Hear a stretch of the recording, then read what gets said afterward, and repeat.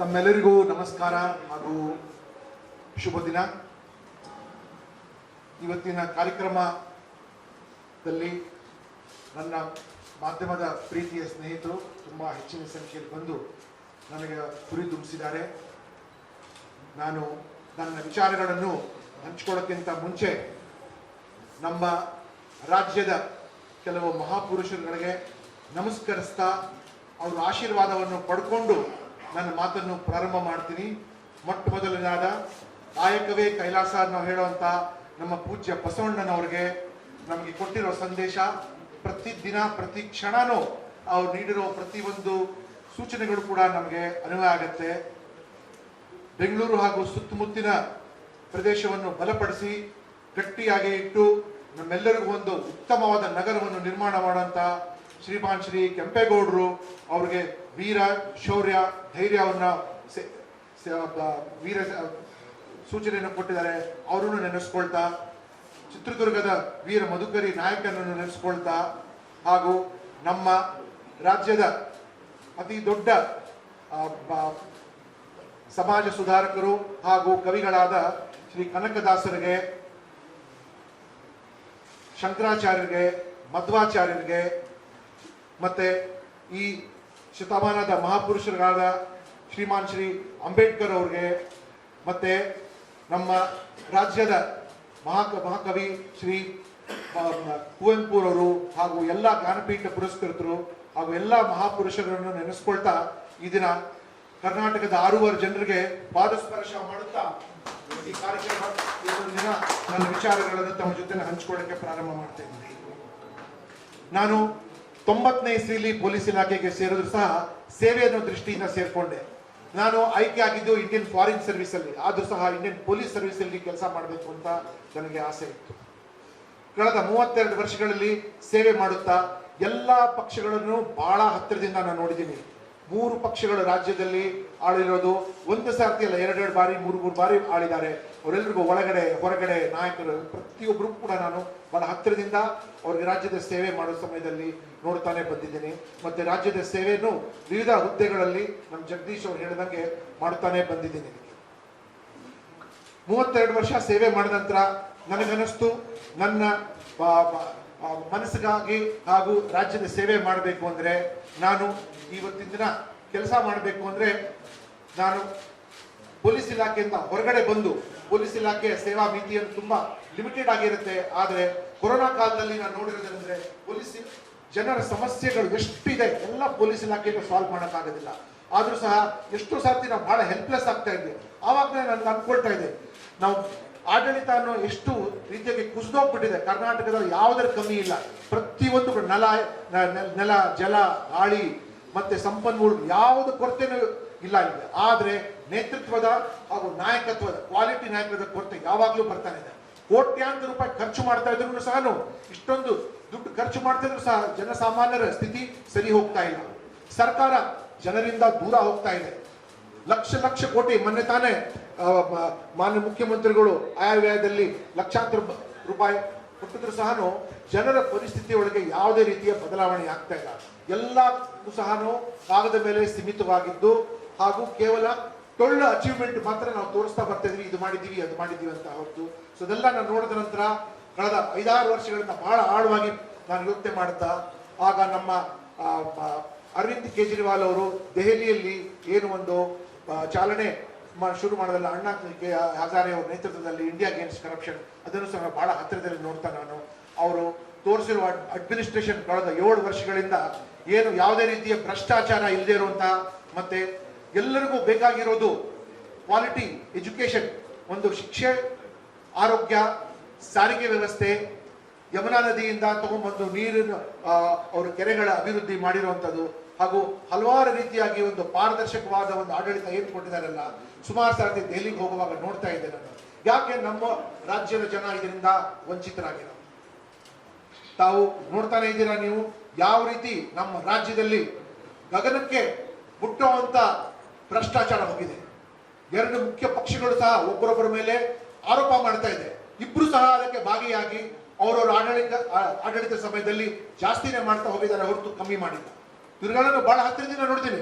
ಒಂದು ಪಕ್ಷಕ್ಕೆ ಯಾವುದೇ ರೀತಿಯ ಮಾರಲ್ ರೈಟ್ ಇಲ್ಲ ಇನ್ನೊಬ್ಬರ ಮೇಲೆ ಅಲಿಗೇಷನ್ ಮಾಡಕ್ಕೆ. ಕೇಳಿದ್ರೆ ನಾನು ನೋಡಿದ್ದೀನಿ, ಅವ್ರು ಕೇಳಿದ್ರೆ ನೀವು ಮಾಡಿಲ್ವಾ ಅಂತ ಹೇಳ್ತಾರೆ, ಇನ್ನೊಬ್ರು ಕೇಳಿದ್ರೆ ನೀವು ಮಾಡಿಲ್ಲ, ನಿಮ್ ಸಮಯದಲ್ಲಿ ಹಂಗ ಆಗಿಲ್ಲ ಅಂತ. ಪಾಪ ಜನ ಪರದಾಡ್ಕೊಂಡು ಹೋಗ್ತಾ ಇದ್ದಾರೆ. ಇವತ್ತಿನ ದಿನ ಪರಿಸ್ಥಿತಿ ಹೇಗಾಗಿದೆ ಅಂದ್ರೆ ಜನಸಾಮಾನ್ಯರು ಅವರು ಹೇಗಾದ್ರೂ ಬದುಕೊಂಡು ಸರ್ಕಾರದ ಕಡೆಯಿಂದ ಅವ್ರಿಗೆ ಯಾವುದೇ ರೀತಿಯಾಗಿ ಒಂದು ಅವ್ರಿಗೆ ನೆರವು ಸಿಗಲಾರದೆ ಅವರು ಸದ್ಯ ನಮ್ಮ ಪಾಡಿನ ಬದುಕೊಂಡು ಹೋದ್ರೆ ಸಾಕಂತ ಆಗಿದೆ. ಏನಾದ್ರೂ ಸರ್ಕಾರ ಹತ್ರ ಮುಟ್ಟಿ ಸರ್ಕಾರದ ಏನಾದ್ರೂ ಅಲ್ಪ ಸೇವೆ ತಗೋಬೇಕು ಅಂದ್ರೇನೆ ಭ್ರಷ್ಟಾಚಾರ ಭ್ರಷ್ಟಾಚಾರ ಭ್ರಷ್ಟಾಚಾರ, ಎಲ್ಲ ನೋಡಿದ್ರೆ ಭ್ರಷ್ಟಾಚಾರ. ಈ ಭ್ರಷ್ಟಾಚಾರಕ್ಕೆ ನಾವು ಅಧಿಕಾರಿಗಳಿಗೆ ಬ್ಲೇಮ್ ಮಾಡೋ ಅವಶ್ಯಕತೆ, ದೋಷಣೆ ಮಾಡೋದು. ಪ್ರತಿಯೊಂದು ಪೋಸ್ಟ್ಗೆ ಕೋಟ್ಯಾಂತರ ರೂಪಾಯಿ ನಾನು ಕಣ್ಣಾರು ನೋಡಿದ್ದೀನಿ. ಪೊಲೀಸ್ ಕಮಿಷನರ್ ಆಗಿ ಒಂದು ಇನ್ಸ್ಪೆಕ್ಟರ್ ಹಾಕ್ಸ್ಕೊಳಕ್ಕೆ ನನಗೆ ಆಗ್ಲಿಲ್ಲ, ಒಂದು DCP ಹಾಕ್ಸ್ಕೊಳಕ್ ಆಗ್ಲಿಲ್ಲ, ಒಂದು ACP ಹಾಕ್ಸ್ಕೊಳಕ್ಕೆ ಕೋಟಿ ಕೋಟಿ ರೂಪಾಯಿ ಒಂದೊಂದು ಪೋಸ್ಟ್ ಹರಾಜು ಮಾಡಿ ಮೊನ್ನೆ ತಾನೇ ಕೂಡ ಪತ್ರಿಕೆಯಲ್ಲಿ ಬಂದಿದೆ, ಪತ್ರಿಕೆಯಲ್ಲಿ ಬಂದಿರಬಹುದು. ನಾನು ಕಣ್ಣಾರು ನೋಡಿರುವಂತದ್ದು ಇಂಥ ಹಲವಾರು ವಿಷಯಗಳನ್ನು ನಾನು ಬಹಳ ಕಣ್ಣಾರು ಹತ್ತಿರದಲ್ಲಿ ನೋಡಿದ್ದೀನಿ. ನಮ್ಮ ಸೋಕಾಲ್ಡ್ ಬಹಳ ಉತ್ತಮವಾಗಿ ಮಾತನಾಡುವಂತ ನಾಯಕರು ಎಳೆಯಾಗಿ ಮುಂದೆ ಬರೋ ದಿನಗಳಿಂದ ನಾನು ನಿಮ್ಗೆ ಬಿಚ್ಚಿಡ್ತೀನಿ. ಇವ್ರು ಮಾಡೋ ಕಥೆಗಳು ಯಾವ ರೀತಿ ಜನರಿಗೆ ಮಂಗಗಳ ತರ ಇವರು ಟ್ರೀಟ್ ಮಾಡಿಬಿಟ್ಟು ಜನರಿಗೆ ಯಾವ ರೀತಿ ಮೋಸ ಮಾಡ್ತಾರೆ ಅಂತ ತಮ್ಮ ಐಷಾರಾಮ ಮಾತ್ರ ನೋಡ್ತಾ ಇರ್ತಾರೆ. ನಾವು ಅಧಿಕಾರಿಗಳು ನಾವು ಏನಾದ್ರೂ ಜನರ ಪರವಾಗಿ ಅಥವಾ ಜನರ ಕಡೆಯಿಂದ ಏನಾದ್ರೂ ಮಾತನಾಡಕ್ ಹೋದ್ರೆ ನಮ್ಮ ಮೇಲೆ ಅವ್ರಿಗೆ ಕೋಪ ಬರುತ್ತೆ, ನಾವಿದೀವಲ್ರಿ ನೋಡ್ಕೊಳ್ಳಕ್ಕೆ ಅಂತ. ಮತ್ತೆ ಸ್ವಂತ ಬೆಳವಣಿಗೆ, ಸ್ವಂತ ಆಸ್ತಿ ಮಾತ್ರ ಜಾಸ್ತಿ ಹೋಗ್ತಾ ಇದೆ. ಕೇಳಿ ನೀವು, ಎಲ್ಲಿಂದ ಅವ್ರಿಗೆ ಬರ್ತಾ ಇದೆ ದುಡ್ಡು ಅಂತ? ಎಲ್ಲಿಂದ ಲ್ಯಾಂಡ್ ರೋವರ್, ರೇಂಜ್ ರೋವರ್, ಅಪಾರ್ಟ್ಮೆಂಟ್ಗಳು ಎಲ್ಲಿಂದ ಅವ್ರಿಗೆ ಬರ್ತಾ ಇದೆ? ಯಾವ್ದಾದ್ರು ಕೆಲಸ ಮಾಡಿದಾರೆ ಇದೆಲ್ಲ ತಗೊಂಡ್ಬರಕ್ಕೆಲ್ಲ? ಇದೆಲ್ಲ ನಮ್ಮದು ನಿಮ್ಮದು ನಿಮ್ಮ ದುಡ್ಡುಗಳು ಇದೆಲ್ಲ. ಮೊನ್ನೆ ತಾನೇ ನೋಡ್ತಾ ಇದ್ದಾರಲ್ಲ, ಒಬ್ಬರೊಬ್ಬರು ಪಕ್ಷ ಪ್ರಧಾನಿಗಳ ತನಕ ಪತ್ರ ಬರೆದಿದ್ದಾರೆ 40% 50% ತನಕ ಕಳಪೆ ಕೆಲಸ ಮಾಡ್ತಾ ಇರೋದು ಮೋಸಗಳಿದಲ್ಲ. ಇಬ್ರಿಗೂ ಮಾರಲ್ ರೈಟ್ ಇಲ್ಲ ಬ್ಲೇಮ್ ಮಾಡಕ್ಕೆ, ಇಬ್ರು ಅದಕ್ಕೆ ಭಾಗಿಯಾಗಿದ್ದಾರೆ. ಯಾಕಂದ್ರೆ ಬಹಳ ಹತ್ತದಿಂದ ಇವ್ರಿಗೆ ಪೊಲಿಟಿಕಲ್ ಪವರ್ ಬೇಕಾಗಿರೋದು ಜನರಿಗೆ ಮೋಸ ಮಾಡಕ್ಕೆ, ತಾವ ಮಾತ್ರ ಚೆನ್ನಾಗಾಗ್ಬೇಕು ಅಂತ. ನೀವು ಹೋಗಿ ನೋಡಿ, ಈ ಸದಾಶಿವ ನಗರ, RP ನಗರ, JP ನಗರ ಇತ್ಯಾದಿಗಳು ಎಂತ ದೊಡ್ಡ ದೊಡ್ಡ ಮನೆಗಳು ಕಟ್ಟಿದಾರಲ್ಲ, ಮನೆ ಮುಂದೆ ಬಂತಿರೋ ರೇಂಜ್ ರೋವರು, ಮರ್ಸಿಡೀಸ್ ಬೆಂಜ್, ಆಡಿ, ಎಲ್ಲಿಂದ ಬರುತ್ತೆ ದುಡ್ಡೆಲ್ಲ? ದುಡ್ಡೆಲ್ಲ ಬರೋದು ನಿಮ್ಮ ದುಡ್ಡಿಂದ. ನಾವು ಏನೇನು ತೆರಿಗೆ ಕೊಡ್ತೀವಲ್ಲ ಅದರಿಂದ ಬರುತ್ತೆ. ಇದೆಲ್ಲ ಡೈವರ್ಟ್ ಆಗಿ ಪರ್ಸೆಂಟೇಜ್ ಮೇಲೆ ಕಾಂಟ್ರಾಕ್ಟ್ ಕೊಡೋಕ್ಕಿಂತ ಮುಂಚೆ ನಮ್ಗೆ ಇಷ್ಟು ಕೊಡ್ಬೇಕು ಅಷ್ಟು ಕೊಡ್ಬೇಕು ಅಂತ ಯಾವ್ದಾದ್ರು ಒಂದು ಸ್ವಚ್ಛವಾದ ಆಡಳಿತ ಅವ್ರು ಕೊಡಕ್ಕಾಗಿದ್ಯಾ? ಅದೇ ಮಾನ್ಯ ಕೇಜ್ರಿವಾಲ್ ಅವರು ಎಷ್ಟೊಂದು ದುಡ್ಡು ಡೆವಲಪ್ಮೆಂಟ್ ಅಲ್ಲಿ ಸೇವಿಂಗ್ಸ್ ಮಾಡಿಬಿಟ್ಟು ಸಾರಿಗೆ ವ್ಯವಸ್ಥೆನೇ ಉಚಿತವಾಗಿ ಮಾಡಿಸ್ಬಿಟ್ಟಿದ್ದಾರೆ. ಡೆಲ್ಲಿ ಒಳಗೆ ಒಂದೊಂದು ಫ್ಲೈಓವರ್ ಮೇಲೆ ಉಳಿದಿರುವಂತ ದುಡ್ಡು ಇಟ್ ಹಸ್ ಬಿನ್ ಟ್ರಾನ್ಸ್ಫರ್ ಮಾಡಿ ಫ್ರೀಯಾಗಿ DTC ಬಸ್ಗೆ ದುಡ್ಡು ಕೊಟ್ಟು ಎಷ್ಟೊಂದು ದುಡ್ಡು ಸರ್ಕಾರದಲ್ಲಿ. ಯಾವ ಸರ್ಕಾರದಲ್ಲಿ ದುಡ್ಡಿನ ಕೊರತೆ ಇಲ್ಲ, ಎಲ್ಲ ಸರ್ಕಾರದಲ್ಲಿ ಸಾಕಷ್ಟು ದುಡ್ಡಿದೆ. ಕೊರತೆ ಇರೋದು ಪ್ರಾಮಾಣಿಕತೆ ಕೊರತೆ ಇದೆ, ಉತ್ತಮ ಆಡಳಿತದ ಕೊರತೆ ಇದೆ, ಮತ್ತೆ ವಿಷನ್ ಇರಬೇಕು. ಇವ್ರಿಗೆ ಯಾವ ವಿಷನ್ ಇದೆ? ವಿದ್ಯೆ ಇಲ್ಲ, ಬುದ್ಧಿ ಇಲ್ಲ. ಯಾವ್ದೇ ರೀತಿಯ ಜನರಿಗೆ ಮೋಸ ಮಾಡಿ ಪಾಪ ಮುಕ್ತ ಜನರಿಗೆ ದುಡ್ಡು ಕೊಟ್ಟು ಬಿಟ್ಟು ಅವ್ರ ಹತ್ರ 5,000 6,000 ರೂಪಾಯಿ ಕೊಟ್ಟು ಅವ್ರಿಗೆ ಆ ಓಟನ್ನು ಕೊಂಡ್ಕೊಳ್ಳಕ್ಕೆ ಅವ್ರಿಗೆ ಅವಮಾನ ಮಾಡಿ ತಗೊಳ್ತಾ ಇದ್ದಾರೆ. ನಿಜವಾಗಿ ನೋಡಕ್ ಹೋದ್ರೆ ಒಂದೊಂದು ಸಾರ್ವಜನಿಕರಿಗೂ 2 ಲಕ್ಷದಿಂದ 3 ಲಕ್ಷ ಅಷ್ಟು ಲಾಭ ಬರಬೇಕು. ಅವ್ರಿಗೆ ಉತ್ತಮವಾದ ಶಾಲೆ ಬರಬೇಕು, ಅವ್ರಿಗೆ ಉತ್ತಮವಾದ ಮೆಡಿಕಲ್ ಸೆಂಟರ್ ಬರಬೇಕು, ಅವ್ರಿಗೆ ಉತ್ತಮವಾದ ಸಾರಿಗೆ ಸಂಸ್ಥೆ ಬರಬೇಕು, ಮತ್ತೆ ಉತ್ತಮವಾದ ಪೊಲೀಸ್ ವ್ಯವಸ್ಥೆ ಬರಬೇಕು. ಇವತ್ತು ನೀವು ನೋಡ್ತಾ ಇದ್ದಾರೆ ಬೆಂಗಳೂರು ನಗರದಲ್ಲಿ ಯಾವ ರೀತಿಯ ಹಗರಣಗಳು ಎಲ್ಲ ಮೋಸ ಮಾಡಿ ಮಾಡಿ ಮಾಡಿ ಎಲ್ಲ ಸುಮ್ಮನೆ ಕೇಸ್ ರಿಜಿಸ್ಟರ್ ಮಾಡೋದು, ಒಂದ್ ಕಡೆ ತಳ್ಳಿಬಿಡೋದು, ಮತ್ತೆ ಅಪರಾಧಿಗಳ ಜೊತೆ ಶಾಮೀಲ್ ಆಗ್ಬಿಡೋದು. ನೀವು IMI ಆದ್ರೂ ತಗೊಳ್ಳಿ, ರಾಘವೇಂದ್ರ ಬ್ಯಾಂಕ್ ಆದ್ರೂ ತಗೊಳ್ಳಿ, ಎಲ್ಲಿದ್ದಾರೆ ಅಪರಾಧಿಗಳೆಲ್ಲ ಹಾಡೆ ಆಗಲೇ ತಿರುಗಾಡ್ತಾ ಇದ್ದಾರೆ. ಏನು ಮಾಡ್ತಾ ಇದೆ ಆಡಳಿತ? ಅವ್ರಿಗೆ ಜನಸಾಮಾನ್ಯರು ಕಷ್ಟಪಟ್ಟು ಬಡವರು ಅವರು ದುಡ್ಡು ಕೊಟ್ಟಿದ್ದಾರೆ. ಯಾವ ರೀತಿಯಾಗಿ ಸರ್ಕಾರ ಅವ್ರ ಕಷ್ಟಗಳನ್ನು ಸ್ಪಂದಿಸ್ತಾ ಇದೆ? ಕೇವಲ ಆರ್ಗ್ಯುಮೆಂಟ್ ಮಾಡಿ, ಕಾಗದ ಮೇಲೆ ತೋರಿಸಿ ಇಂಥದ್ದು ಮಾಡಿ. ಇದೆಲ್ಲ ನಾನು ನೋಡಿದ ನಂತರ ಅದರಿಂದಾನೇ ನನಗೆ ಇನ್ನೂ 3 ವರ್ಷ ಸೇವೆ ಅವಧಿ ಇತ್ತು. ನಾನೇನು ದೊಡ್ಡ ಪಕ್ಷಗಳಿಗೆ ಹೋಗ್ಬಿಟ್ಟು ನಾನು ರಾಜೀನಾಮೆ ಕೊಡ್ತೀನಿ, ನನಗೆ ನೀವು MLC ಸೀಟ್ ಕೊಡಿ ಅಥವಾ MP ಸೀಟ್ ಕೊಡಿ ಅಂತ ಹೇಳಿ ನಾನೇನು ಕೇಳ್ಕೊಂಡು ರಾಜಕೀಯ ಹುದ್ದೆಗೆ ನಾನು ಹೋಗಿಲ್ಲ. ಬೇಸರವಾಗಿ ಕನ್ನಡಿಗನಾಗಿ, ಕರ್ನಾಟಕದನಾಗಿ, ಕನ್ನಡಿಗರಿಗೆ ಕೋಟ್ಯಾಂತರ ರೂಪಾಯಿ ಇದ್ರೂ ಸಹ ಅವ್ರಿಗೆ ಈ ರೀತಿ ವಂಚಿತರಾಗ್ತಾ ಇದ್ದಾರೆ ಅಂತ ನಾನು ಬಿಟ್ಟು ಬಂದಿದ್ದೀನಿ. ಬಹುಶಃ ನಾಳೆಯಿಂದ ನನ್ನ ಮೇಲೆ ಏನಾದ್ರು ನನಗೆ ಬೆನ್ನತ್ತ ನನ್ನ ಮೇಲೆ ಕೇಸ್ಗಳಾಗ್ಬೋದು, ನನ್ನ ಮನೆ ಮೇಲೆ ರೈಡ್ ಮಾಡಬಹುದು, ಅಥವಾ ನನಗೆ ಬೇಕಾಗಿರೋ ತೊಂದರೆಗಳನ್ನು ಕೊಡ್ಬೋದು. ಏನು ಬೇಕಾದರೂ ನಾನು ಸಹಿಸಕ್ತಾ ಇದ್ದೀನಿ ಕನ್ನಡಿಗರ ಸಲುವಾಗಿ. ಯಾಕಂದ್ರೆ ಇಷ್ಟು ಸರ್ತಿ ನಾನು ನೋಡಿದ ನಂತರನೇ ಬೇಕಾದಾಗ್ಲಿ ನನಗೆ ವೈಯಕ್ತಿಕವಾಗಿ ನಾನು ಏನ್ ತೊಂದರೆ ಬೇಕಾದ್ರೆ ಅನುಭವಿಸಕ್ತಾ ಇದ್ದೀನಿ. ಕಳೆದ 32 ವರ್ಷಗಳಿಗೆ ನನಗೆ ಯಾವುದೇ ರೀತಿಯ ಕಪ್ಪು ಚುಕ್ಕಿಯಲ್ಲಿದೆ.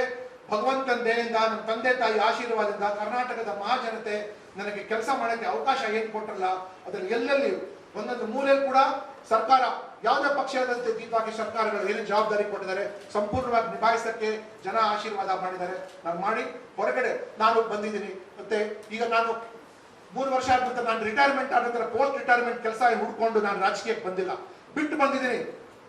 ಹೊರಗಡೆ ಯಾರಾದ್ರೂ ಅಲ್ಲಿ 3 ವರ್ಷ ನಾನು ಇದ್ದಿದ್ದು, ನಾನು ಡೈರೆಕ್ಟರ್ ಜನರಲ್ ಆಫ್ ಪೊಲೀಸ್ ಆಗ್ಬೋದಾಗಿತ್ತು, ಪೊಲೀಸ್ ಮಹಾನಿರ್ದೇಶಕ ಆಗ್ಬೋದಾಗಿತ್ತು, CID DGP ಆಗ್ಬೋದಾಗಿತ್ತು ನಾನು, ಅಥವಾ ರಿಟೈರ್ಮೆಂಟ್ ಆದ ನಂತರ ಯಾವ್ದಾದ್ರು ಕಮಿಟಿ ಚೇರ್ಮನ್ ಅಥವಾ ಇನ್ನೂ ದೊಡ್ಡ ದೊಡ್ಡ ಹುದ್ದೆ. ನನಗೆ ಅದು ಬೇಕಾಗಿಲ್ಲ. ನನಗೆ ತೃಪ್ತಿಯಾಗಿದೆ, ಸಾಕು, ಇಷ್ಟ ಆಗಿದೆ. ಮತ್ತೆ ಆಮ್ ಆದ್ಮಿ ಪಕ್ಷ ಶ್ರೀಮಾನ್ ಶ್ರೀ ಅರವಿಂದ್ ಕೇಜ್ರಿವಾಲ್ ನೇತೃತ್ವದಲ್ಲಿ ಸಾಕಷ್ಟು ತ್ಯಾಗ ನಮ್ಮ ನಾಯಕರು ಮಾಡಿದ್ದಾರೆ. ಅವರು ಸಾಕಷ್ಟು ತ್ಯಾಗ ಮತ್ತು ಸಾಕಷ್ಟು ತೊಂದರೆಗಳು ಸರ್ಕಾರದಿಂದ ಅನುಭವಿಸಿದ್ದಾರೆ. ಯಾವ ನೋಡಿದ್ದೀನಲ್ಲ, ಏನಾದರೂ ಕೆಲಸ ಮಾಡಕ್ ಬರ್ಬೇಕು ಅಂದ್ರೆ ಕೆಲವು ಪಟ್ಟಬದ್ಧ ಹಿತಾಸಕ್ತಿಗಳು ತೊಂದರೆ ಕೊಟ್ಟು ಅವ್ರಿಗೆ ಕುಗ್ಗಿಸಿ ಅವ್ರಿಗೆ ಅವಮರ್ಯಾದೆ ಮಾಡಿ ಅವ್ರ ಮೇಲೆ ಆರೋಪಗಳೆಲ್ಲ ಮಾಡಿಬಿಟ್ಟು ನನ್ನ ಮೇಲೆ ಆರೋಪ ಮಾಡ್ತಾರೆ. ಬಹಳ ಜನ ಆರೋಪ ಮಾಡ್ತಾರೆ, ಬೇರೆ ಬೇರೆ ಯಾವುದೇ ಆರೋಪ, ಎಲ್ಲ ಆರೋಪಕ್ಕೆ ನಾನು ಫೇಸ್ ಮಾಡಕ್ಕೆ ಸಿದ್ಧವಾಗಿದ್ದೀನಿ. ನಾವು ಬಂದಿರೋದು ಭ್ರಷ್ಟಾಚಾರವನ್ನು ಒಂಥರ ಉನ್ಮೂಲನೆ ಮಾಡಿಸಿ, ಎಲಿಮಿನೇಟ್ ಮಾಡಿಸಿ ಸರ್ಕಾರ ಕೊಡಕ್ಕೆ ಸಾಧ್ಯತೆ ಅಂತ ಸರ್ಕಾರದ ಪರವಾಗಿದ್ದೀನಿ. ಸ್ವಚ್ಛವಾದ ಆಡಳಿತ ಏನು ದೆಹಲಿಯಲ್ಲಿ ಕೊಟ್ಟಿದ್ದಾರೆ ಅದರ ಪರವಾಗಿ ನಾನು ನಿಂತ್ಕೊಂಡಿದ್ದೀನಿ. ಬಡವರ ಪರವಾಗಿ, ಬಡವರ ಧ್ವನಿ, ಬಡವರಿಗೆ ಸೇವೆಗಳು ಮನೆ ತನಕ ಏನು ಅರವಿಂದ್ ಕೇಜ್ರಿವಾಲ್ ಅವರು ಕೊಡ್ತಾ ಇದ್ದಾರೆ ಅದು ಮಾಡಕ್ಕೆ ಸಾಧ್ಯತೆ ಇದೆ. ಅಧಿಕಾರಿಗಳಿಗೆ ನಾವು ದ್ವೇಷ ಮಾಡಬಾರ್ದು, ಪೊಲೀಸರಿಗೆ ದ್ವೇಷ. ಅವರೆಲ್ಲ ಅವರು ತಮ್ಮ ಸ್ವಂತ ಅವರು ಸುರಕ್ಷತೆ, ಹೇಗಂದ್ರೆ ಅಧಿಕಾರಿಗಳಿಗೆ ಇಮ್ಮಿಡಿಯೇಟ್ ಆಗಿ ಡಿ ಹಾಕೋದು, ಅವ್ರಿಗೆ KCSR ಪನಿಷ್ಮೆಂಟ್ ಕೊಟ್ಟು ಸರಿ ಇಲ್ಲ ಅಂತ ಹೇಳಿ ಕೊಟ್ಟು ಕಳಿಸ್ಬಿಡ್ತಾರೆ. ನಾನು ಸಾರಿಗೆ ಆಯುಕ್ತಿರುವಾಗ ಒಬ್ರು ಮುಖ್ಯಮಂತ್ರಿಗಳ ಹಿರಿಯ ಅಧಿಕಾರಿಗಳು ಫೋನ್ ಮಾಡ್ಬಿಟ್ಟು ನಮ್ಮ ಪ್ರಿನ್ಸಿಪಲ್ ಸೆಕ್ರೆಟರಿಗಳು, ಒಬ್ಬ ಒಳ್ಳೆ ಅಧಿಕಾರಿಗಳು ಈ ಪೋಸ್ಟ್ ಬೇಕು ಅಂದ್ರೆ. ಒಳ್ಳೆ ಅಧಿಕಾರಿ ಅಂದ್ರೆ ಏನು? ಒಳ್ಳೆ ಅಧಿಕಾರಿ ಅಂದ್ರೆ ಸ್ವಚ್ಛವಾಗಿರೋ. ಇವತ್ತಿನ ದಿನ ಪ್ರತಿಯೊಬ್ಬ ಅಧಿಕಾರಿ ಕೂಡ ಭಯದಲ್ಲಿ ಬದುಕ್ತಾ ಇದ್ದಾರೆ. ಯಾಕಂದ್ರೆ ಯಾವ್ದಾದ್ರು ಒಂದು ಮುಖ್ಯವಾದ ಸ್ಥಾನದಲ್ಲಿರಬೇಕು ಅಂದ್ರೆ ಸ್ವಾಭಿಮಾನವನ್ನು ಕಳ್ಕೊಂಡು ಕೆಲಸ ಮಾಡುವಂತ ಸ್ಥಿತಿ ಬಂದಿದೆ. ಯಾಕಂದ್ರೆ ಇವ್ರ ಕೈಲಿ ಎಷ್ಟು ಬೇಕಾದ್ರೆ ಎಷ್ಟು ದುಡ್ಡು ಬಂದ್ಬಿಡ್ಬೇಕು, ಎಷ್ಟು ಬೇಕಾದ್ರೆ ಎಷ್ಟು ಇಲ್ಲಿಗಲ್ ದುಡ್ಡು ಬಂದ್ಬಿಡ್ಬೇಕು. ಮತ್ತೆ ಪ್ರತಿಯೊಂದು ಕೂಡ ದುಡ್ಡು ದುಡ್ಡು ದುಡ್ಡು ಅಷ್ಟರಲ್ಲೇ ಆಗಿದ್ದು. ಎಲ್ಲಾ ಕ್ಷೇತ್ರದ ಎಲ್ಲಾ ಜನರಿಗೂ ದುಡ್ಡಲ್ಲೇ ಇವತ್ತು ಅವ್ರಷ್ಟು ಮಾಡ್ಕೊಂಡ್ಬಿಟ್ಟ, ಇವ್ರಷ್ಟು ಮಾಡ್ಕೊಂಡ್ಬಿಟ್ಟ ಅಂತ. ಅವ್ರು 200 ಕೋಟಿ ಇದ್ದಾನೆ, 1000 ಕೋಟಿ ಇದ್ದಾನೆ, 500 ಕೋಟಿ ಇದ್ದಾನೆ. ನೋಡಿದ್ರೆ ಯಾವ ಅರ್ಹತೆಗೂ ಇರೋದಿಲ್ಲ. ಬರೀ ದಲ್ಲಾಳಿ ದಂಧೆ ಮಾಡ್ಕೊಂಡೆ, ರಾಜಕೀಯ ದಂಧೆ ಮಾಡ್ಕೊಂಡು, ಕಾಂಟ್ರಾಕ್ಟ್ ಮಾಡ್ಕೊಂಡು ಪ್ರಾಮಾಣಿಕವಾಗಿರೋರಿಗೆ ಸತ್ಯವಾಗ್ಲೂ ಕರ್ನಾಟಕದಲ್ಲಿ ಜಾಗ ತೆಗೆದಾಕ್ಬಿಟ್ಟಿದ್ದಾರೆ.